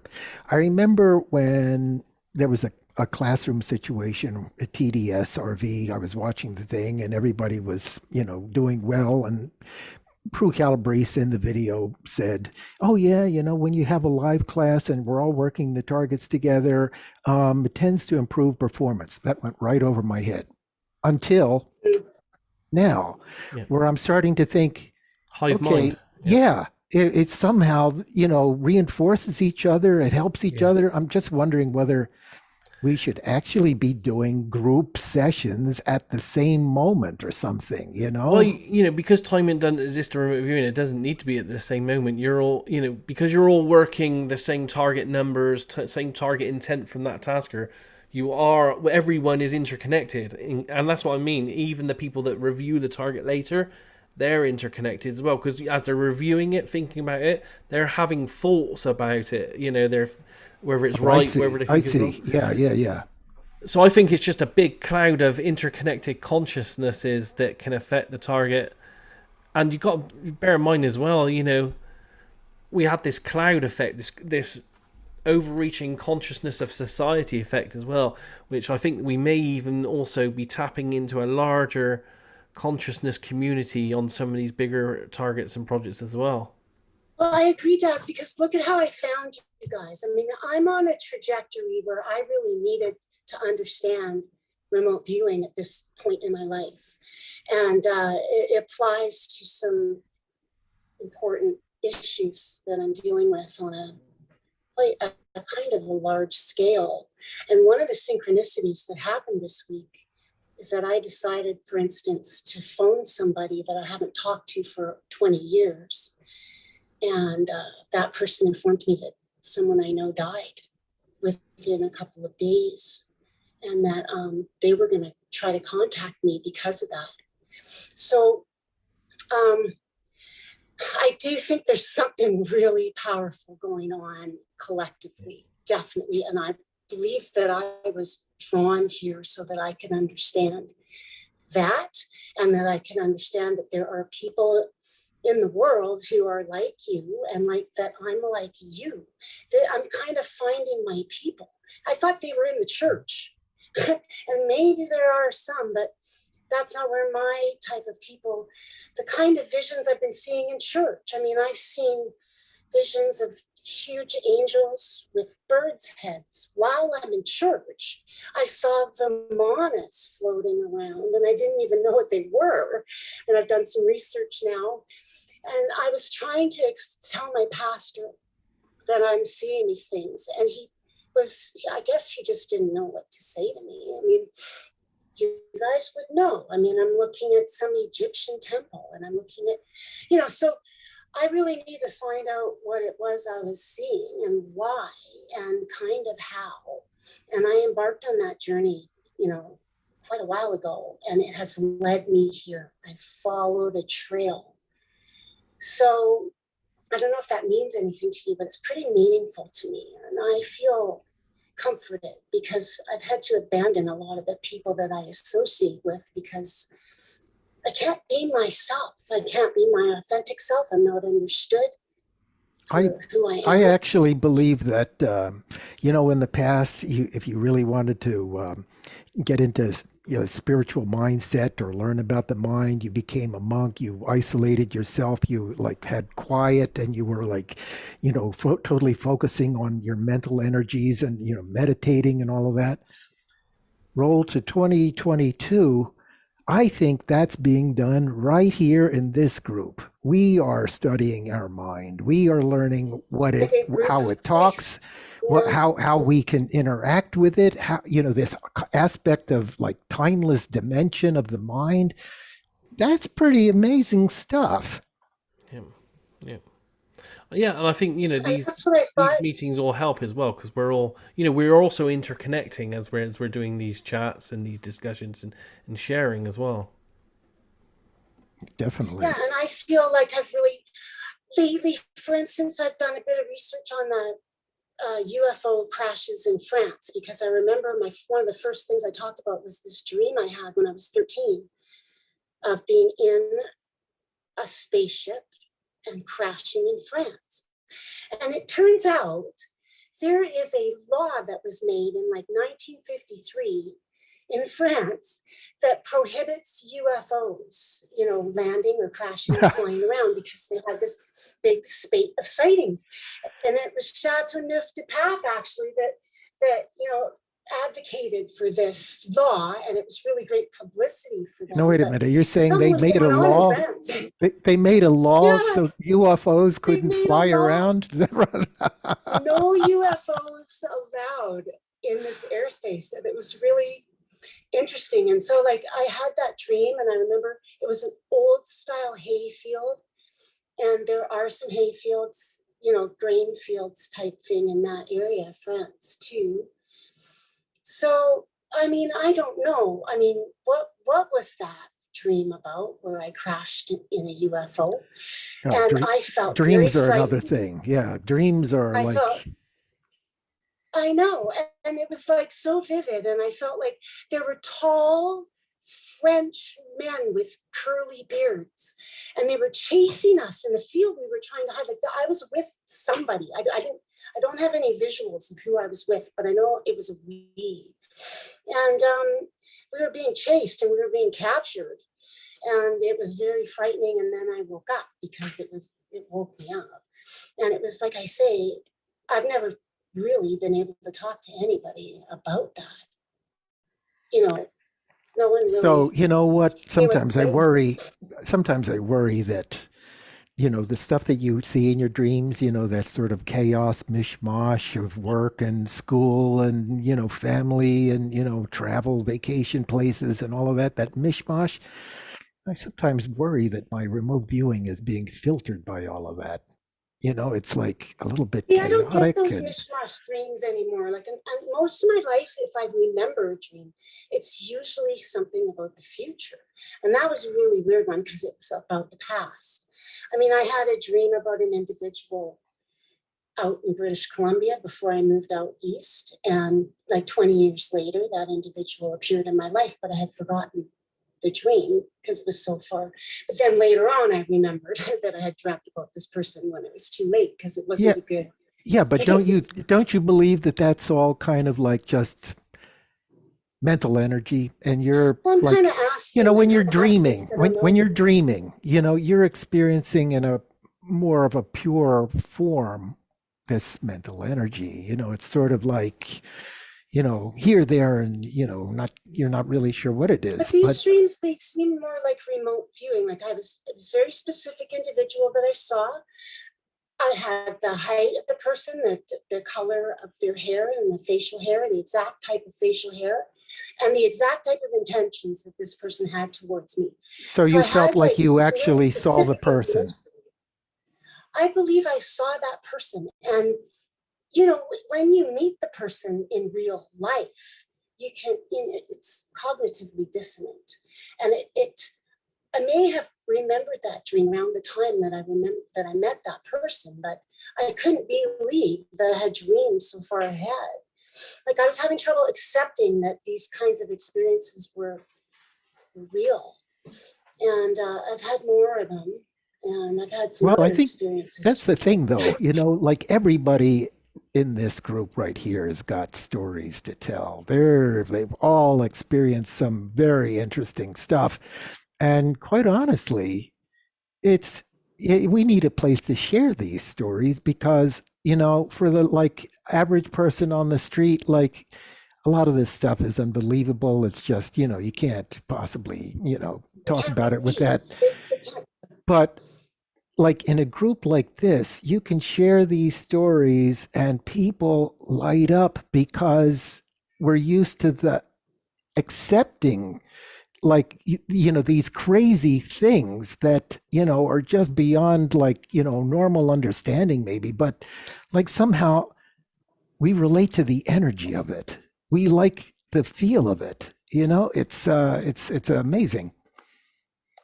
Well, the thing is too, it's a truth about your experience that most people have a hard time, you know, accepting. And my family especially didn't want to accept this about me. And they actually very strongly went the opposite direction in terms of their opinion about my abilities. And I've never been able to really be accepted in my own family. And it turns out that this week it was my father who died. And he was the one that had the hardest time accepting the reality of what I was experiencing, you know, and he actually noticed it and understood it before I did, and really tried to put a stop to it in a very aggressive way, using hypnosis with me. And just, he was afraid of it. He was I think he was a bit scared of what I was doing, and just really wanted me to stop talking about it. And so it's been a rough road but you know for what me fear is since then. like after you get used to stuff like this, that fear drops away. It's more like you develop confidence in or something. I remember being Yeah, for me, I was fearful. just constantly told, you're not doing that, and that's not for real, and we're just going to ignore this. And it's been a real active. I think of it as like, you know, you're hitting a barrier, and it's kind of like, for lack of a better terminology, it's like a fear barrier. It's sort of like you've got these preconceived ideas of, you know, what you should be afraid of, you know, or you're hearing a voice in your head, or, you know, that's a, you know. Or, you know, in the instance of my family, it was a pride thing. I think that they thought that I was over proud, and that I was too proud of being gifted, and that I thought I was special.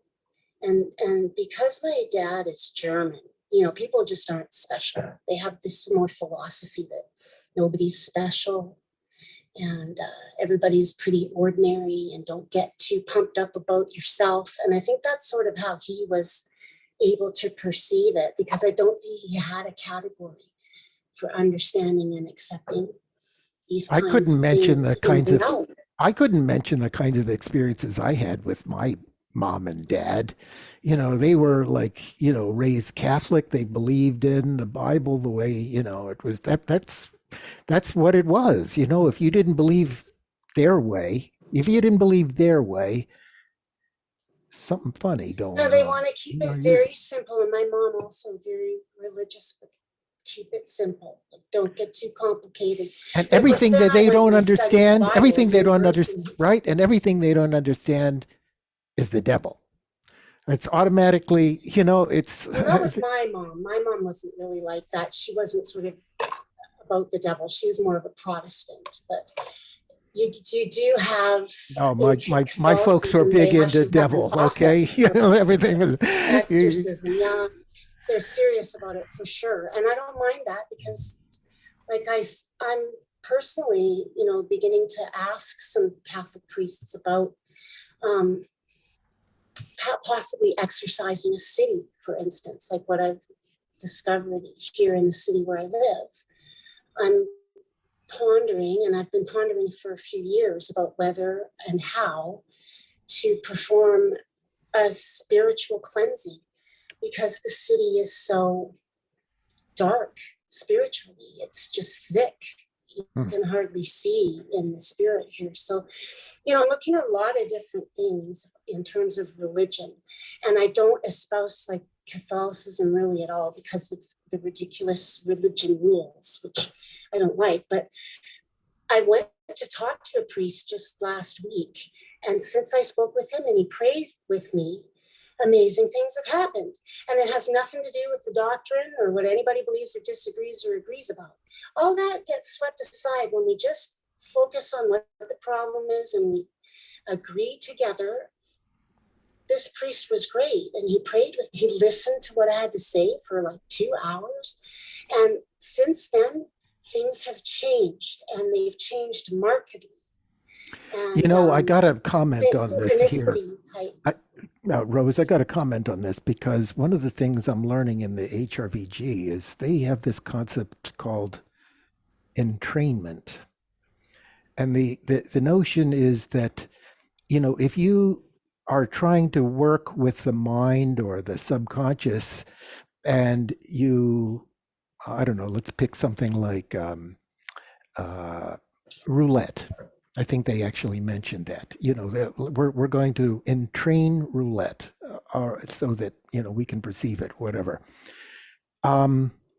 Their notion, and this is the first time I ever heard of this, is that, and I hope Glenn doesn't, get mad for me mentioning all of this stuff, but their notion is that, if you're working with the mind, it will start working with you.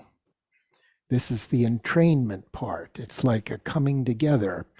And so this is similar in a way to praying for something on a continuous basis. What you're asking for is you want something, and you're trying to draw it closer. And I haven't, I never heard of this before, but this it has the because we hadn't been praying on an ongoing basis. This was one day, one prayer, and that was it. He'd never met me before. This was a new priest that I'd never spoken to before, and I went because of a synchronicity. The Catholic Church in this neighborhood, turns out, is a shrine of Fatima, and strangely, when I was in another area of the city where I used to go was another shrine of Fatima, and I discovered Fatima at that other Catholic church, and I discovered the whole vision of Mary and things like that. And so the fact that this church just happened to be up on the corner and I hadn't noticed for like a year, and so I thought, well, I've got to go. And I went and talked to the priest, and he was great. And like I said, and since we prayed, so it doesn't matter. It doesn't matter that he's a Catholic as far as I'm concerned. It doesn't matter. It's the personal connection that we're talking about. When people with the same intentions who really want the truth, that's what I think is the dynamic. It's this silly rules. We really need to get past those things, and that's why I didn't. Yeah, and I think that's what everybody is. That's what everybody here is actually doing, in their own way. We're moving beyond the rules, really. And they don't like that in church, whether it's evangelical or Anglican. The reason they reject then just leave the church. If the church is bad for you, just leave it. Yeah. Well, that's what I'm having to do, and it's kind of heartbreaking because I didn't imagine that I would be rejected for being spiritual, because I tried to join the Anglican Church, and because I speak in tongues, they rejected me. I'm just totally floored by this. I'm still trying to figure that out. A lot of religions are, they have a lot to answer for, and they're, a lot of them. I'm not saying for all people.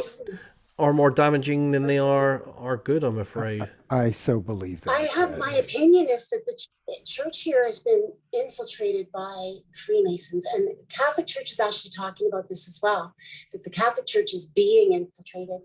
People are saying that they think that this particular Pope right now is a Freemason. And I mean, I've not been a follower of this. I'm not a conspiracy theorist at all. I'm shocked to find this. What I'm finding in Toronto, Freemasons, now I'm doing my research, boom, it's coming up all over the place. Freemasons everywhere. But why would being a Freemason be a negative thing? I'm not sure how that Well, Freemasons apparently, according to my research, have the thing about destroying the Catholic Church. And they've had it for hundreds of years, and this is one line of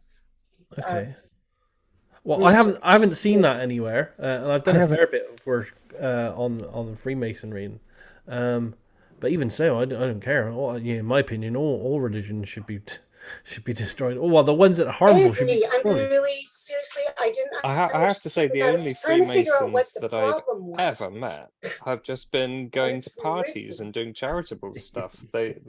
I've never met anybody drunker than the Freemasons who used to come in the bar that I worked in university. They used to come up in beautiful, like, black tie with bow ties on, and they could barely stand up, bless them. And they were just having a night out in the boys' club. There was, I mean, maybe it's different Freemasons, right? There's different groups, but I think none there's of the different ones I've met levels. have ever been Yeah. sus. Yeah. They want you to think that they're pretty harmless for sure, because there were Actually- Freemasons around me when I was 13. and they Nobody were that not drunk nice. could possibly They be were not harmful. nice, and they weren't drunk either. So, Actually, I had Rose, some if you wanted experience with to, Freemasons. if Rose, if you wanted to have more of a Christian kind of like a, thing, the Rosicrucians are kind of like, I'm just learning from somebody about them, and they've got like this basic Christian background, but completely esoteric. They You know what I think, Don? What I think is happening, because I feel I've been led over the past 20 years to really start doing a new translation of the New Testament from the ancient Greek. And I wanted to gather a group of women to translate the Old Testament together once that's done. So I'm getting close to getting done on the New Testament, because I think there's going to be a massive paradigm shift. I think religion is going to disappear, and people are going to start to understand that it's about spirituality. Wow, can It's you not about imagine religion. no I think that's what's religion? gonna happen, and that's What I'm that would writing be this like? That'd be awesome. It's Yeah. great. It's fabulous. I mean, Yeah. I feel so released since I've just let go of it completely. Oh my Like, God. I thought it was The a mental fellowship boxes thing that we're between contained in. We are contained in these boxes. Well, yeah. Generally, most religions are a prison system, and they're all businesses as well. You have to Yeah, Yes. very much. Yes. Big business. which is not what it started out to be. Religion has morphed into this thing that is a lie. It's not about Jesus. It's not about the spirit. It's about, like you say, business and reading, a lot of reading, stuff like that. So yeah, so I'm making a big paradigm shift myself in my own life here. Finding people I can talk to about pure spirit and how the spirit can evolve humanity and bring us together, Rose, in a way like Rose, never. have you ever read the book, The Gospel of St. Thomas? It was a book that was actually removed from the Bible. Yeah. Allegedly. Oh no, we talked about this a lot. I studied the Gnostic Gospels and the Gnostic literature with Dr. Craig Evans, whose teacher in Claremont, California, is the guy that translated the Gnostic Gospels. And I met him, James Robinson. And I mean, I studied the Gnostic Gospels till the cows came home. But this one was basically- omitted from the Bible. So if you're very religious, they might not have let you it's read not- it. That was the thing that was about the the one that was Gospel of discovered Thomas at is not- Nag Hammadi, wasn't it, Des? Really, yeah, it's part of the Nag I can't Hammadi, remember the exact library. reason. I think it was like It is. it was discovered. I think it was discovered, and I think it was in the Nag Hammadi scrolls. I just remember reading it several years ago, It is. and it having the most beautiful and kind of way that I thought that a person like Jesus would have spoken, thought about things in the way that it said it within that gospel. Yeah, and I don't doubt the sincerity, but the thing is, the Gospel of Thomas, technically, first off, is not a gospel. It is called a saying source. It's just a list of sayings without any narrative. And this is part of my project with the translation, is to define what a gospel is, because it has not been well defined ever. What is a gospel? How do you read it? And I've discovered, my theory is that the gospels are novels, proto-novelistic literature. And I have good reasons for that, real theories. I have one scholar, this Russian scholar, Mikhail Bakhtin, who talks about novelistic literature going back to 500 BC. And his theory is just brilliant. So I'm using his theory. And so in the Gospel of Thomas, you have what you would have before you have a gospel. You have a saying source. And with the Gospels, there's one big source that's been isolated called Q. And my professor, Dr. Kloppenberg in Toronto, he's the Q guy. He developed this theory. And it's a shared saying source between Matthew and Luke. Matthew and Luke had Mark in front of them. They copied out of Mark. Luke a bit less than Matthew, and then Matthew and Luke also had this other saying source, very much like the Gospel of Thomas, called Q, which has more information, more material than Thomas. And what my professors, Dr. Evans, argued is that Thomas is late, and it's trying to masquerade as a saying source, to legitimate the community that was forming around it of what eventually became to be considered heretics. And the Gnostic literature is very interesting, but it's inferior, generically in a lot of ways. But Rose, like why?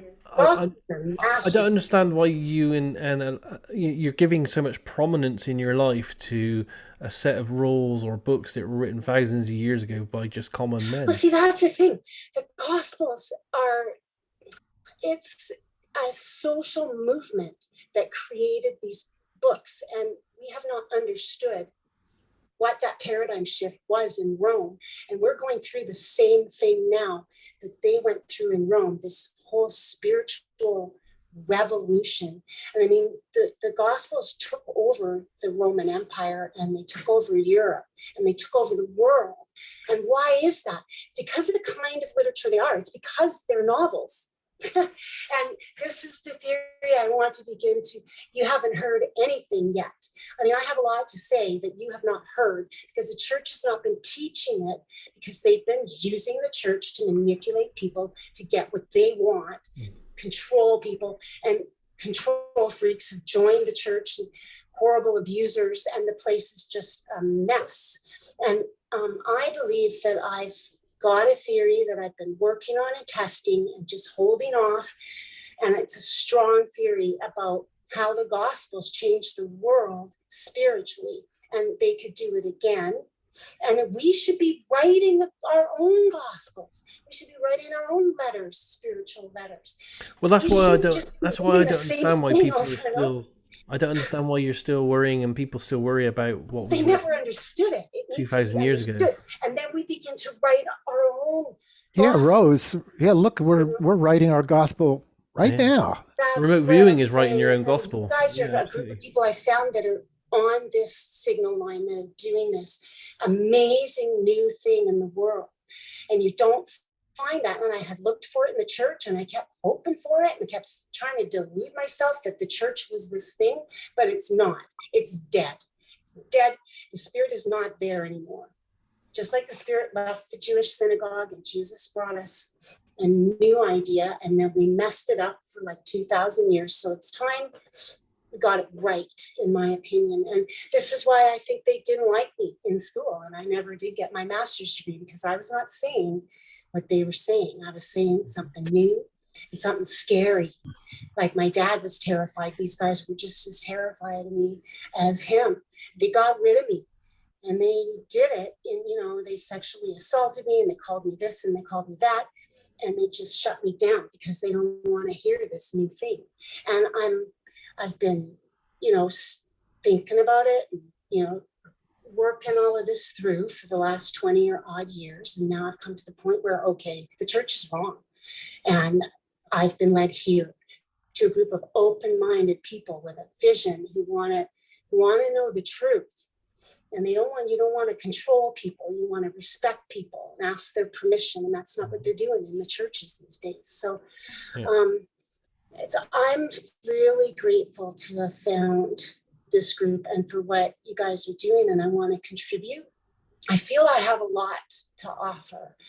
And as you get to know what I have to say about what Jesus was doing and who Jesus was, I think it's pretty obvious that Jesus was an alien. And I mean, I've just come to accept that in the last little while. But Mary, I had a vision of Mary.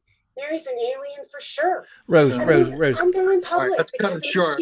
Yeah, Rose, we've Okay. talked about the religious aspect for quite a while now, Yeah. and we're getting near the That's end of enough. the night. So Anyway, yeah. now I'm getting right off the deep end. But Yeah, yeah, can we- I mean, I have a lot. I think we need say to cut on about the religious stuff. I think we're all in agreement that it's outdated, and I think we need to move on to something that's less harmful in society. But we've only got a few But- minutes left, because we've been going for 2 hours. Has anyone got anything else that they want to share or any questions they want to ask before we wrap it up?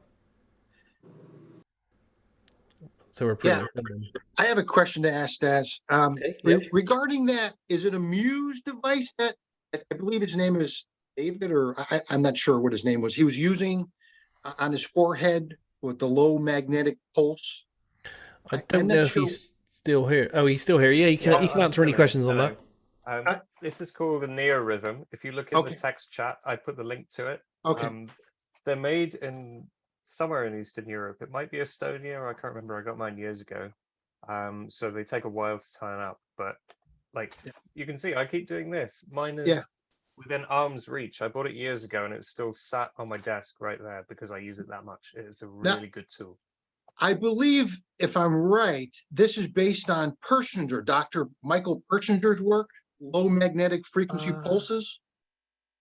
I don't know whether it is or not, because what Persinger was doing with the God helmet and the Shiva there's thing variations and all that. of it.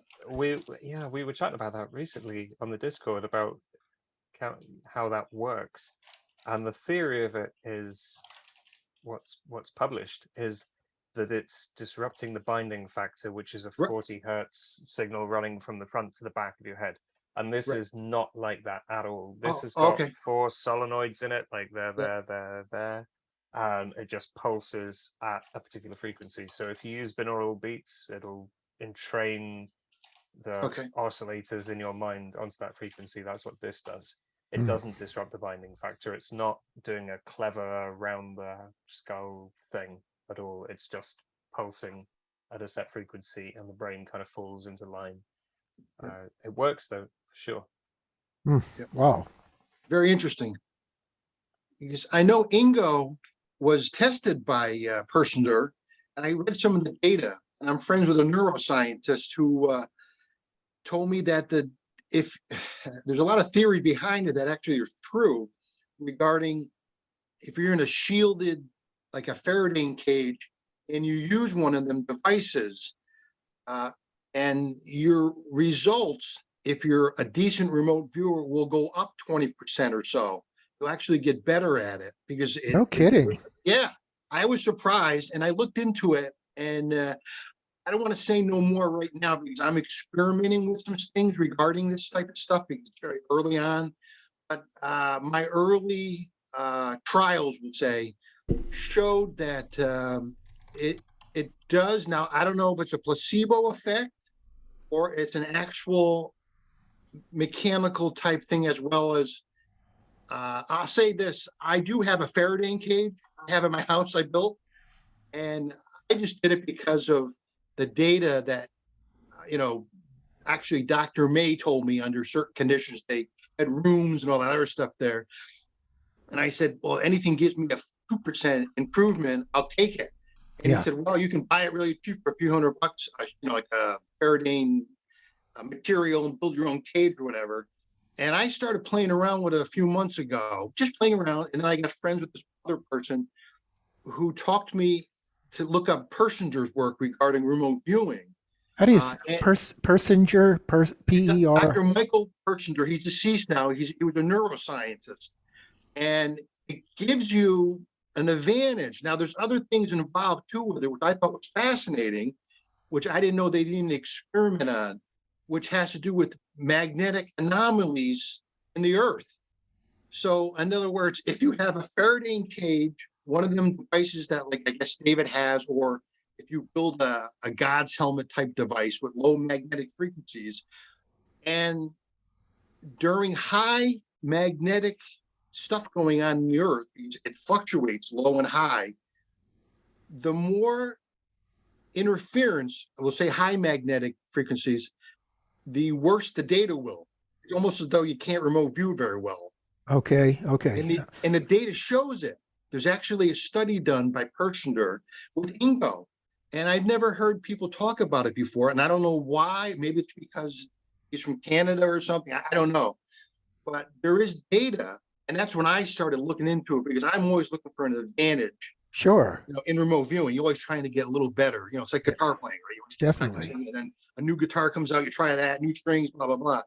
And I started noticing slight improvements regarding some of the testing I've been doing and stuff. It's not 100%. I look at it as if you're a decent, halfway decent remote viewer, we're all going to have bad days. It's normal, human. But if you can improve it by 5%, 10% each time, it adds up over time. I know this month was the first month I did August predictions, and I used my new kind of, whatever you want to call it, Faraday cage, apparatus, whatever. And I predicted 5 things for the month of August, and 3 came true so far. And there are odd ones too, or stuff that I would never think about, like a guy surfing in a big wave surfing contest is injured and put to the hospital, and it came true. And the volcano thing in Iceland, I predicted that. Jimmy, how are these coming to you? Are you seeing them? Or are you No. sort of? What I'm doing is I'm experimenting with my cool down sessions. Sometimes I just do basic things like Paul Smith would talk about, the guitar. Other times I would do what Lynn McKinnon says, do yard work, go out and do something different, go for a walk. I try everything different each time. I don't really have what I would say a routine for cool down, but I think a cool down is important, just like anything else. You got to be in the mood to do it. For me, I do. Yeah. So when I'm doing well with remote viewing, I know that I feel like you were talking about earlier, you get a good rush, a good vibe or whatever. You're going to do it now. You get a good feeling. One of the benefits of coming to these Friday night chats is when I'm done, I usually get a vibe to do something, either paint, remote view. I get this good feeling, like a confidence feeling. It's like, and it has always worked well. So there is definitely, it's not a placebo, I don't believe. I do think that when we're talking something about remote viewing, whatever, we do get something out of it, just a chat of it, a talk of it and stuff. I do believe it stimulates something in our brains or something to do the next thing. I mean, there's been so many times where after these meetings where all of a sudden I just start painting these really cool abstracts, and I'm not planning it. There's no thinking like remote viewing. You don't plan, you don't think it, you just do it. And I'm like, I can't believe I just painted that. You know what I'm saying? Like, I'm surprised. Yeah. I hit these targets. How am I doing this? And I don't know what, there's only theories and stuff, but I do believe what the gentleman was talking about with that device around his head. I do believe that's another way of getting more data. I think the brain is more used than we think regarding remote viewing and psychic functioning, because I noticed myself after doing what I'm doing, I'm having more synchronicities, dreams with deceased people, stuff that I normally wouldn't happen consistently. Now, occasionally we all do, it's normal, but it's interesting. I'm still early on, and it's about a month into it. So I'm just curious, is it the shielding that you think is helping you? I think it's a combination of everything, because when I was talking to Dr. May openly numerous times, he said to me, when we were testing this person here, we were in a shielded environment. It's very important, Jimmy, to have a shielded environment. And I don't hear many people talk about stuff like this in the remote viewing, because usually technique or skill, and that's it. Yeah. So I started thinking like, well, what's missing from my remote viewing? Yeah, I can do 3 styles. Who cares? You want to be accurate with the feedback. And I said, Jimmy, yeah.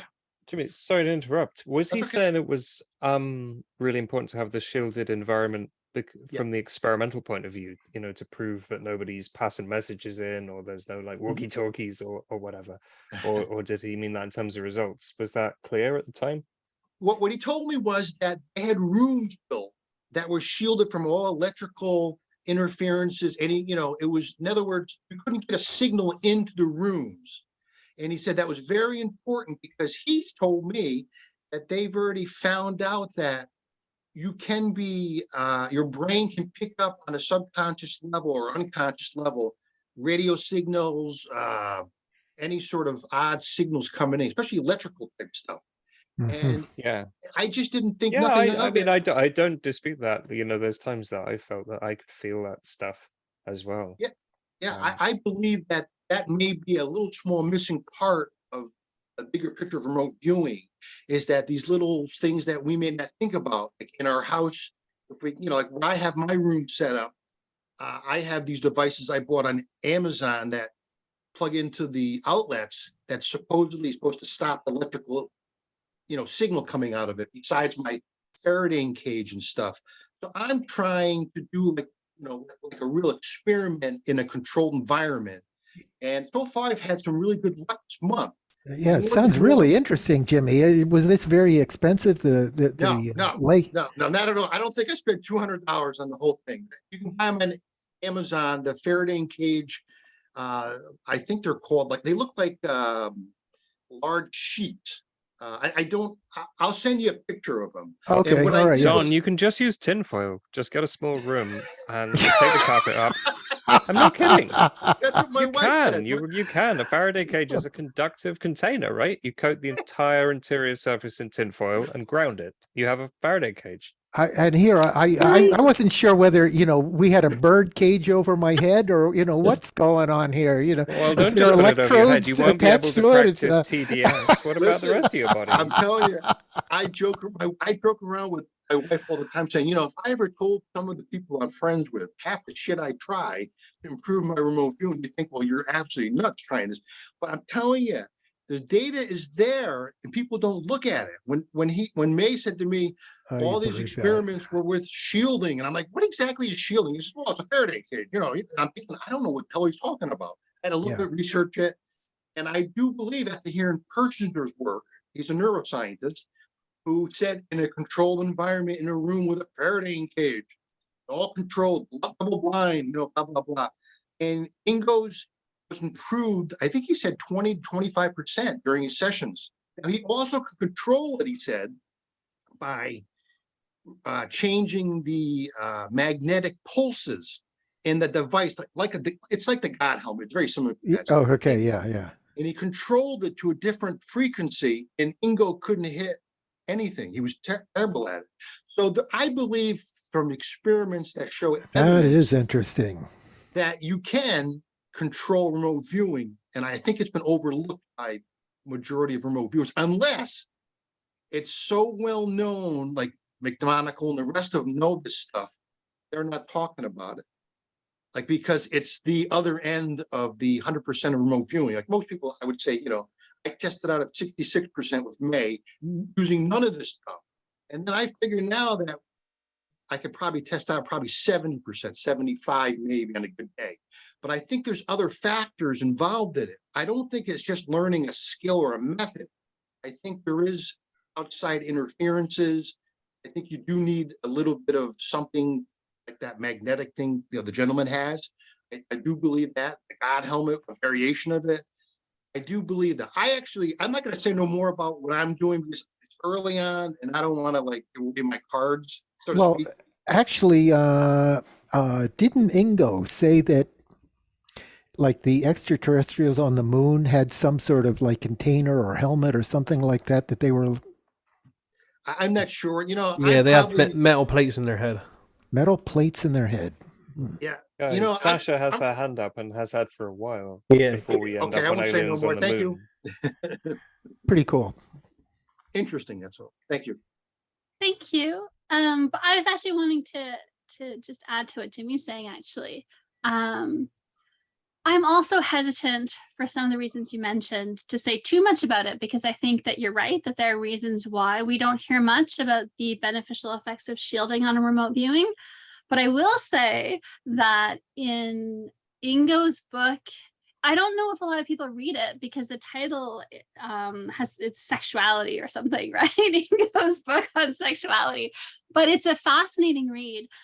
He does look at kind of sexual energies and how it's been studied across the last maybe 100 to 200 years. He does mention in that book, so it's worth reading, even though some of it is really weird and off-putting, some of it is brilliant. And there's a lot of little gems in there, but he does mention that Daz would know if this was at the Monroe Institute or not. But he did do meditations for, I don't know, a number of months where every morning and every evening he was spending 20 minutes in this room that was copper lined. So it was shielded, effectively a Faraday cage, except it's not clear, but I don't think this ceiling or floor were. So it wasn't a perfect Faraday cage. But if it was at the Monroe Institute, there's not a lot of noise around in terms of EMF. He attributed his ability to see auras for medical diagnoses to the time he spent meditating twice a day for 20 minutes each session, I think it was, in this copper-lined room. So I think that's maybe something that could add to your experiments. Wow. Yeah, it's quite fascinating. That's all I wanted to say. Thank you. Guys, Well, before we have to close soon anyway, but I did get a text from Caroline that said she had a question to ask. I'm loving it, by the way. Actually, I do, and I'm after some advice. I'm really stuck. I have done some training in remote viewing, and I was doing, really well. And then it started changing. So I'm doing more.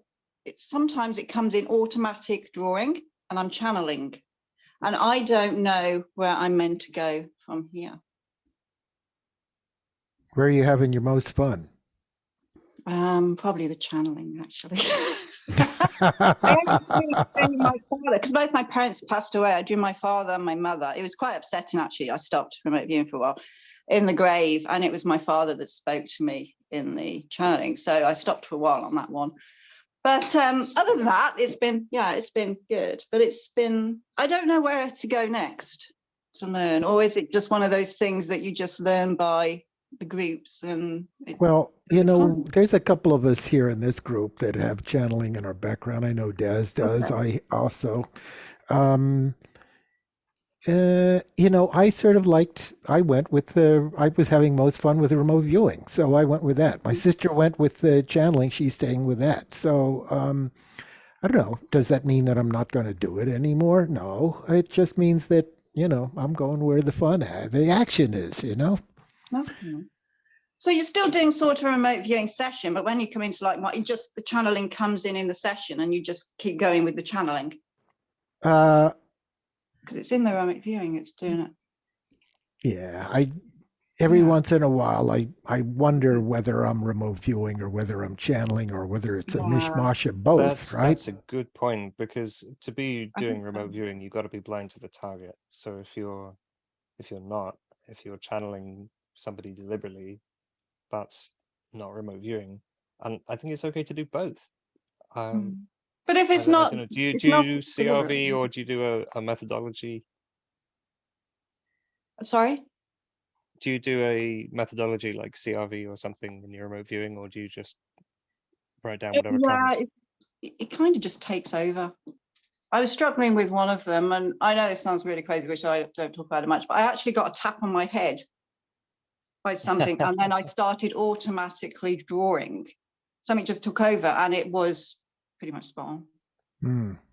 I think, were you there on John on that one with Ryan? I can't remember. I know it's okay, yeah, taps on your body, sounds in the room. I feel like that's a little bit of channeling there. And don't be afraid of it. Don't be afraid. Yeah, it does spook me out sometimes. I mean, do both. Maybe try learning CRV, because the C in CRV has stood for multiple things, but nowadays it stands for controlled. What that means is that you are excluding things, and you're teaching yourself, your subconscious mind, whatever, to put your attention exactly one place. So you're saying, what color is it? And if your subconscious mind says, your grandma wants to talk, it's a hot air balloon, you just put that as an AOL. You ditch it to one side, right? You just get rid of it. And you're like, no, I want to know what color it is, and then I want to know what texture it is, what it tastes like, and what it smells like, and blah, blah, blah. And by doing that process over and over again, you train yourself to move your awareness really well. And what I found when I started, and what I know other people have found as well, is that it kind of shuts down that natural fire hose of psi data coming in, which it comes back, you can get it back. But I think for me, it was really good to just focus on CRV, train that, and learn to, or improve my ability to move my awareness about on command. See, this and is not what just have Deborah any old thing Johnson happening. was talking about, David. originally, because it's one of Major Ed Dames' students that trained me. And I've done one. Oh, you do with TRV? Yeah, I mean, TRV is not basically sorry, CRV. TRV.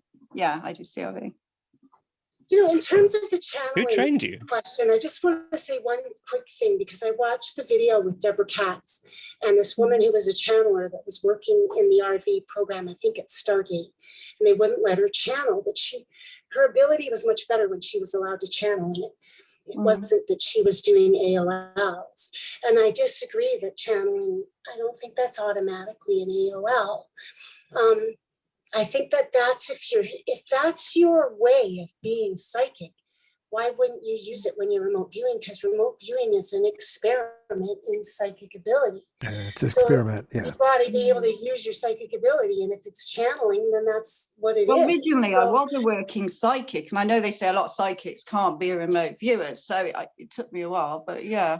I don't know where that all comes. psychics are remote viewers. We just work within a framework, which is a set of protocols, which makes it more scientific. That's all we do. It makes it exactly more scientific. Yeah. Yeah, if you want to channel within that framework. Okay. If you want to cut up a fish and read the entrails of the fish like they used to in ancient times, I'm happy with people to do that, but they have to do it blindly within the remote viewing protocols. Yeah. Okay. Anything works. Yeah, find whatever way works for you. If it's channeling, I mean, you know, there are lots of people doing tarot cards for remote viewing within the remote viewing protocol, and I'm fine with that as well. And as Joe McMoneagle says, he says he doesn't care if people are upside down with their head in a bucket whistling. You know, as long as they're doing it within the remote viewing protocol, it's all good. It's all good information. Okay. All right. Thank you. That's what it was. Yeah, no worries. Good question. We're well past the 2-hour mark here, guys, which YouTube doesn't like. So I'm going to stop it here for this week. But hopefully we'll get back together and do another one soon. But you know, if you guys want to carry on the conversation, and we have conversations on this every night, pop along to Discord, because we'll be on there for the next 2, 3, 4 hours. All righty. If you know what the Discord address is, it might be in the link there somewhere in the chat window. If not, David or someone could stick it in there for you. Yeah, could you post that? I'd be interested. Yeah, hang on. I don't know how to work this thing. Just give me a moment. It's a bit daunting because it's chat software for gamers and stuff, but once you get used to it, it's a massive community of targets, practice sessions, RV chat, normal chat. You know, we do other stuff on there as well. But as I said, the conversation usually goes on there for a good few more hours. Oh, Henny's done it. Henny is much more competent. There it is, there, guys. Found a link for it. There you go. And don't forget to save this. You know, you can click on the little 3 dots down the bottom and save the chat for yourself as well with all the links in it. Cool, thank you. So if you do that now before I quit the show, you'll have the links for yourself. Okay. Did you say there was a way to copy everything in the chat? Yeah, there's right at the bottom there where you type your message. It's got like a little file icon, an emoji icon, then 3 dots. If you click on the 3 dots, you can save the chat. Oh, that is so sweet. Thank you very much. Nice. Yeah. Oh, great. And then you get all the links and everything that's been said in there. All right, perfect. All right, guys. All right. All right, thank Take you. care, Thanks for everybody. coming along, and everyone for asking the questions and participating. It's been fun again. Yeah. Take care, everyone. Take care, everyone. Have a great weekend. Bye, Bye-bye. everyone. Bye. Bye. Thank Thanks, you, Daz. guys. Have a great weekend. And you. Bye. Bye. See you.